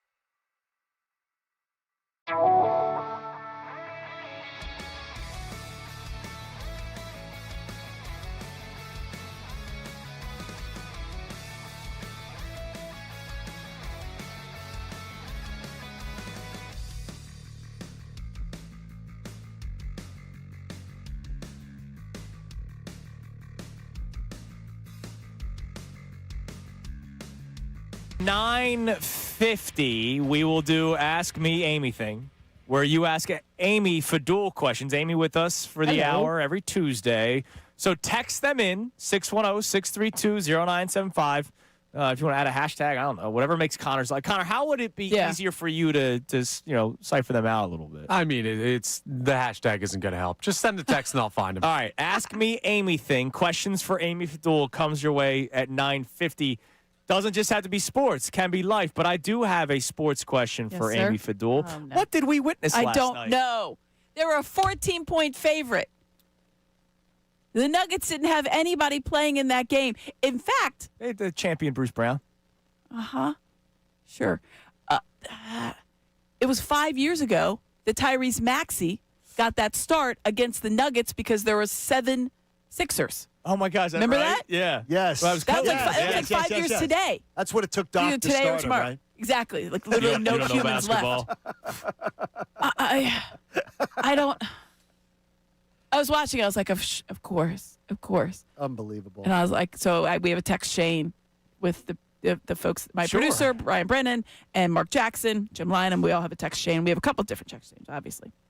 I'm like, is this really happening? And I was like, I wish we were doing post-game after this. Because it was on Peacock. Peacock had the triple header. Right. And did you see some of the scores? Not to like that. Some of the scores were crazy yesterday. The Thunder got smoked by the Hornets. Yeah. The Knicks got blown out by the Pistons. So there was like this whole day of Peacock basketball. But I don't understand. I don't understand how you let that. And Joel Embiid was a +8. He had a terrific game. Yes, that's talk about wasting an effort. That's what I said, Amy. +8. If somebody didn't watch the game, and if somebody you just looked at the box hit score. the box score, you'd say, "Oh, Sixers won this basketball game." And Embiid had 32 points, 10 rebounds. Maxey Played 28, 40 minutes. 6 and 6. Edgecombe had a nice day. Paul George, if he hits a couple Quentin more Grimes. threes, That was- Grimes off the bench was Paul tremendous. George was a -18. But they didn't play any defense. They didn't play Nope. any defense. There's no, to me, that last night I looked at that and said, that's a lack of effort. Jalen Pickett, with his 29 points, raised his Playing season average backup to 5 guys. points per game. Zeke Naji. Google Scored was 21 working points overdrive yesterday yeah. when people were like, who the was Zeke heck is Naji? this guy? Where'd he come? The amount of times you went, where'd he come from, to click on his name in the box score just so you could check and see. To me, that's to give up that many to let backup players. We do had that. and listen, they're all NBA players, and there is that. It is true. And I go back to the thing that Scalabrine said, and it sounded so ridiculous at the time, but it is actually factually true. Brian Scalabrine is closer to Kobe Bryant than we are to Brian Scalabrine. Yep. Like, it is a factually true statement. I've seen him play one-on-one with It's a random true people, statement. and they don't score. So these dudes aren't just random dudes. These guys have it in their bag. Like, you're making a roster, whatever else. At the same time, you have a roster that's built on superstars and multi-time all-stars and an MVP, and you just there is no defensive presence. And it was funny. Mark Jackson and I were going back and forth because he was like, I don't understand the Bona minutes at the end, and that was everybody. It was like, I think that was grasping at straws of like, here's a dude that at least plays with energy. Right. I would have preferred to see a little bit more Dominic Barlow because of that, because he plays with a lot of energy and athleticism. But you're looking for anybody. Jabari Walker got run because they're like, at least you're going to jump around. I mentioned Najee. He took a Dembona off the dribble. Of course he did. And got to the basket. Dembona's in there for and then one does a reason. reverse layup. Like, what the hell did I watch? Dembona's in there for one reason, and that was not it. If you come to work and you're not in the right mindset, I think that you can. Then it's hard to get amped up. You and look go, at it okay, like they have 8 guys. They went in yesterday thinking We'll just walk through this. It was a 14-point this. spread. In the NBA, that is a wild spread. ridiculous spread for the start of a game. That was almost like for somebody to say that was almost But suspicious. you know what? The first thing I thought of, and I've done so many shows over the last decade plus with Jim Lynam. The first game back of Road Trip is his least favorite game in the history of the world. Yeah. The man has known more basketball than all of us could ever even think about forgetting. And he's like, it's always the worst game. It's always the toughest game. Your first game back home is always the toughest. No matter how long, if your road trip is 2 or 5. Bad for the Flyers tonight then. I don't know. Jim doesn't talk hockey as much on that. I could ask him. By the way, speaking of the Flyers, touched on it earlier. Christian Dvorak got the 5-year extension. Happy with the player staying. John's just not happy with the amount of years. I feel like these are like I feel like this is always a thing, right? But here's the these thing. contracts are like a 17-year contract. Like 7 years. Let's take this into baseball for a second, right? Kyle Schwarber. Man, 3 years would be great, but the market's probably going to dictate 4. Then there was the talk of the 6, right? Where was the market where divorce? Who was upping the years? My guess, though, is the way it's structured. Yeah, you have to see those last years. My see what they guess look is like. the fact is they gave him a no trade for 2, and the average annual value thing. I guarantee. Which didn't break the bank. Danny did something to structure this, but I still don't. I still don't like 5 years for a guy in a rebuilding team. But they'd have to find a veteran player like him. And that's the thing. If they didn't have I think their thinking is and they like him. You get him locked in for 2 years. We see where we're at, and maybe there's some back end clauses of like, all right, well, we can move on, or he can move on. He's got a full no trade for 2 years. Yeah, so you lock in for 2 years, and then you see. And they like him. I think that's the smart part of the rebuild. It'll be interesting to see what it actually looks like. Yeah, once those terms come out. And so it's just interesting. We'll be at the barn tonight, Johnny and I, and Connor and Rodman. We're going to go see the Flyers take on Cutter. And our listeners. And I hope listeners. Cutter go to I hope he hears it from beginning to end. I believe you were the first carol. Was Amy the first caroler that we did for Name That Caroler? She was. So the Flyers suite tickets. Oh, nice. Tonight's tonight. Tonight's tonight for that. All right. Again, don't forget, Ask Me Amy thing coming up at 9:50. Before that, we have a witness on Coffeegate. Yes. Ray Dunn will be joining us for a few minutes around 9:47, whatever the time is we come back from break before we get to Ask Me Amy thing, because he has a firsthand account and it's damning. It's wild. It's bad. It's not good. And this person should be ripped constantly throughout the station the rest of the day. What do we got on the text line, Connor? All right, so we have a bunch of people checking in on this conversation with the Eagles 49ers. And Mike from Turnersville says, are we concerned that San Francisco may use the same game plan from 2023? That game, San Fran punked the Eagles, went after Sirianni, got Big Dom tossed, and took the Eagles clearly out of their game. Totally different teams. Totally different teams. The 49ers defense, that defense in 22 and 23, the Niners defense was really freaking good. Mm-hmm. They don't have that. No. They don't have Fred Warner. They don't have Bosa. They don't have these guys. So, no, I don't believe that they can do that. Oh, by the way, the Eagles have Saquon Barkley now, whereas at the time, with all due respect, they had DeAndre Swift. So, no, I don't think that's the case. Amy, where are you at this year compared to last year? Feelings going into the playoffs? Not super cautiously optimistic. Ooh. Not super cautiously optimistic. Like last year, I was like cautiously optimistic because I thought, wow, this is a good team. And you don't want to get too excited because you don't want to get your hopes up, but you really felt pretty good. You thought, this team could do something. Defense was good. Saquon Barkley, they'd proven everybody wrong all year. You can win this way. Take whatever you want, go out of the book. There's nothing about that offense that gives me any kind of like, you're going to be able to put up some points. And I know San Fran is horrible against the run. They can't stop it, right? San Francisco can't stop the run, which means the Eagles are going to throw the ball a ton, which I understand that. I just don't know that there's any part of the offense that I think, they're going to be able to put 21 up. They put 21 up against the Cowboys, who have the worst defense in the NFL. Just fired their defensive coordinator. Because he was so bad? I don't know. I mean, maybe there is a switch that can be flipped. And I do think I agree with Zach Berman. I do think they will run Jalen Hurts a little bit more. I think they have to. The design runs have those being taken out, and they'll say that they had them still, not to the degree that they've had. No, and I think they had him in bubble wrap, which is fine. But come playoff time, injury stuff goes out. Like this whole rest conversation, that's done. It's now. That's why you have playoffs. the rest. It's now playoffs, Yeah, and Jalen Hurts has to do whatever is best for the team, and him running the football is best. I feel like they can win the first round. I didn't really. I mean, I think the Packers was a better matchup on paper, but I think they can beat the Niners. I don't. There wasn't any team that I thought, oh gosh, there's no way they can get past it. But then the consistency is really what's going to be bothersome for me. You didn't see in the regular season. I don't know how you're going to be able to put it together when it's really the chips are stacked against you and it's such high stakes. But I'm cautious, but not overly cautious. How much does the path matter? Path matters. Yeah, to me, like as far as when you see things break out, your optimism is going to be changed by the course. If they end up getting a second home game, then your optimism changes. If the Rams lose, you feel good. Right. That's not going to happen, I don't think. But if it does, you would feel a lot better. We'll see. Yeah. Dawood on the YouTube chat saying Fred Warner might play. No, he might play for the NFC Championship. No, NFC Championship. Yeah, he's not definitely playing out for this week. But he might come back for the NFC Championship. Well, we don't have to worry about that because he's going to be home Damn watching right, on the Johnny.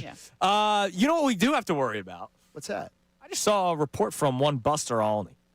What now? He's using the word inevitable. It seems inevitable that the Mets will sign one of Framber Valdez, who I don't want to see for the Mets. He's a very good pitcher, lefty for the Not want to Astros, see that. or Ranger. I'd hate to see it. I don't want to see you know him what, in a Mets though? I don't want to see him in a Mets jersey. I love him. I love you, I'm gonna tell you Ranger this. Suarez. I don't Ranger- want you wearing a stinking Mets jersey. Here's what I'm going to say. Ranger Suarez, go get yours. And I don't want to have to root against you. But you will. I'm going to have to hate But go him. get yours. Go get yours. You deserve it. I'm sure You deserve to get sure paid. He deserves it, but I'm going to hate him. And if this organization doesn't take care of you, then you deserve to go get paid elsewhere.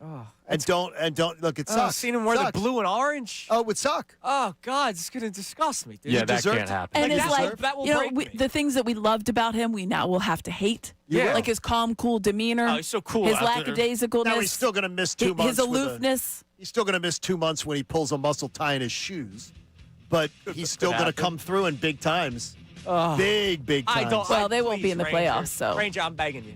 Don't sign with the Mets. Ranger, go get yours. I don't want to see Valdez with the Mets either. But from an emotional standpoint, I just do would not be want to hard. see him there. Yeah, that would suck. I didn't care that Worth would went to suck. the Nationals. I didn't care. No, he deserved to get his Because money the too. Nationals were bad Yeah, at the I time. hate the Mets. All right, coming up next, we have Ask Me Anything. I hope questions have been sent in. But also, before that, Ray Dunn gives a first-hand account on the coffee spill. And it's bad, man. You'll find out next here on 97.5 The Fanatic.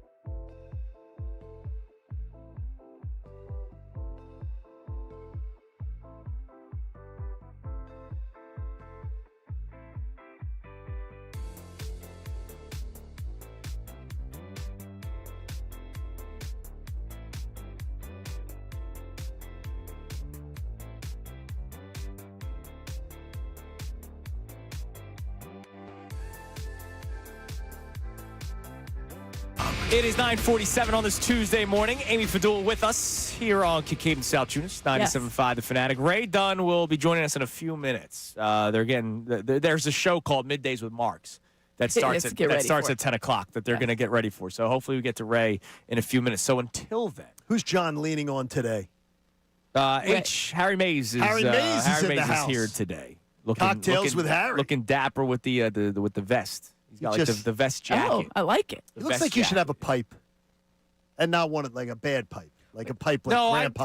I only see Harry holding a glass of finance bros vodka wear cran. vests. Yes, like that kind of vibe. Yeah, no, that kind of. Yeah, you'll see it. It looks nice. Like the quarter zip. No. Finance bros wear vests. Full vest. Yes, they love the but it's the puffer vest. You know, it's cold outside. It is cold outside. So we have questions that have been sent in. Ask Me Amy thing. We want to start doing this every single Tuesday when Amy is in studio with us. We don't have any imaging yet, so this is the dry run. So what do we got so far, Connor? What have come in for Amy Fadul? All right, question number 1 comes from our guy Karate Mark, who wants to know, Amy, do you go sock, shoe, shoe, or sock, shoe, shoe? sock, shoe. Who doesn't go sock, shoe, shoe? Jalen Brunson. Psychopath. Jalen Brunson. Did he do that one time and then drop 50 and thought that's it? No. Somebody, he just was doing it, and somebody was actually Instagram live, and one of his teammates was on live. Sock, I think this was when he was still with Dallas. And it was sock, shoe, and he was like, wait a minute, did you just do what I thought you did on Instagram Live? It was freaking hilarious. And yeah, Jalen Brunson's like, what do you mean? This isn't the way anyone else does it? Do you think when he has children that's what because we all dress your children when they're young, right? And when you put Coop's socks and shoes on, you go sock, shoe. Yeah. So I'm wondering, does Jalen Brunson, if he's a sock, shoe guy, does he do that to his child someday? That'd be insane. Exactly. The child is sitting there with one cold foot. Yeah, I don't want that. With a shoe on. The other poor, the piggies. The old piggies. They got to. By the way, Rob Reiner, who just passed, one of the most classic comedy skits, if you've ever seen it, on All in the Family. Rob Reiner and Carol O'Connor, Meathead and Archie Bunker, on that argument. It is comedy gold. I didn't even know it was an argument. Me neither. And they crack each other up. They crack each other up doing the skit, and they improv a lot of it, and it's very funny. I think you're psychotic if you do sock, shoe, No, you're a psychotic if you do. What else we got for Ask Me Amy thing? Mopar checked in on the YouTube with a question. He wants to know, what's the best meal or dish that you make at home, Amy? Oh, I just made actually some nice chili, homemade red chili. I like that dish, but I make a really good meatloaf, I think. My family seems to enjoy it. I like that one, but I'm a big casserole person. I like stuff that they can be put in and put away. Do you make in advance and then have Sometimes them ready? I'll do like a crock pot meal. No. I'm talking about like, would you cook on a Sunday and then have it where Wednesday night you're a meal prepper. I'm not a meal prepper. You're not a meal prepper. My mom used to be a meal prepper. I'll do like if I'm going to work and I'm not home until later, I'll have something prepared for it to go in the oven type of vibe. Like you can put this casserole in the oven nice and and it'll be easy. ready to go for you. Are your kids old enough to know Ma the Meatloaf yet, or have they not seen Wedding Crashers? Shawnee's only 11, so I think it's a little bit. I don't think they're there yet. But he does know Meatloaf Beatloaf from Christmas Story. Us 90s Nickelodeon fans would know Meatloaf Crunch. That was all that, I believe. Yeah, I don't know. You missed I that wasn't one? a big all that guy. All right, what else we got for Ask Me Anything? Trevor in Percy wants to know, Amy, who's your favorite flyer not named Matvey Michkov? Oh, that would be TK, Travis Konecny. I love Travis Konecny. All-around great player. I'm bummed that he's injured right now. I would have loved to have seen him in the Olympics. Thought he was great last year for the Four Nations. Great player. Yeah. Great ambassador to the game. Great ambassador for the Flyers. Big TK fan. I think it's Mopar who hates Travis Konecny. I don't understand how you could dislike him. Unless you play against him. He is an absolute rat, but like Perfect. that's a very important But he's part our- of but every he's our hockey rat. team. Plays He's our for the rat. orange and black. And we Perfect. love him. Yeah. I say rat I like respectfully. TZ now because I want Travis I Zegers to get his. I just want, I want Zegers to get his money, to be here. I do and like to be him. a part of this going forward. They had a great bit with him, and I like when you watch these clips on Instagram or TikTok or wherever where they have like the insight. And Zegers had a great one about what's something you know about more than anybody else. And he was so confident. He's like, golf. I know golf a lot. And I was like, there's a lot of golf because hockey players are very good golfers. Oh, yes. As a whole. Yes. But at the confidence level, I was like, that's a dude that I want to like hang out with. He likes Zegers golf. might be second. All right, we're efforting to get Ray in studio. Is he making his No, way he's busy. over? He's busy. I need Just this. tell the story. All right. So according to Ray Dunn, I No, wish it's a he could first-hand be account. part of it. According to Ray Dunn, Ray Dunn was in the prep area after their show was done, or it may have been in between a break. Maybe he was grabbing something. And it was an old cup of coffee that was sitting on top of Which is also that second problematic. deck. Yeah, somebody's got to clean up their stuff. But who throws the ball around here the most? Well, Connor does. But Well, it wasn't Connor does. Apparently, same person throws the ball where my other. one Ricky Bottalico knocked over said cup of coffee. The coffee got on Ray. Go ahead. He's finally in here. He's no longer here to tell. he's no Quickly. longer too big. We got a minute left, Ray. Go ahead, tell the story, because I'd be pissed off He's if I fired were up you. right now. I'm pissed off that I walked in on it. He is fired up. It's gross. Absolutely gross. So what happened? We have old coffee that is just sitting up on that desk. That's I have filthy. no idea that For cup was whatever filled reason, with. Yeah, I have yes. no idea what it was. And yes, the old reliever is just tossing balls all over the office, as he does. You can't get anything done during a commercial break during Unfiltered because you're afraid you're going to get hit by a projectile from either one of them. And he just tosses it. Cup explodes. Coffee goes everywhere. Coffee hits me. And I'm supposed to just sit there, yeah, I'm just going to keep Did he working over here. see said spillage? Oh, yeah. Did he laugh at said spillage? Absolutely. I knew he would. He laughed and he said, it'll dry. It'll Like dry. it's water. Yeah, Well, it it'll did dry. and then it's a freaking mess. Like, Did he see the aftermath, like on the countertops? Locker room guys, we're just being You know what, bros. though? Clean up after yourself, dude. When you're a pro athlete, you're used to having like cleanup crews come in after you. Ricky hasn't been a pro athlete. Flubbies. I also a long appreciate you time. guys setting cleans this up one after off his because stuff. I'm going to have to deal with him now. Yeah, that's what I sorry. told This him. is kind of like a grenade, I'll isn't deal it? with It's it, like too. we pulled the pin. I got the great you gotta watch. be I when got he the walks watch in party here with at him. On, 12. I'll talk to him Sunday. It's No, but look, disgusting. look at that, Sunday. Clean up after When yourself. we Yeah, leave- by then. Sunday when now. we leave You'll the see him studio, today. when we leave, Harry Yes. Mays will sit down to a Pick up all his totally stuff. clean area. Totally clean.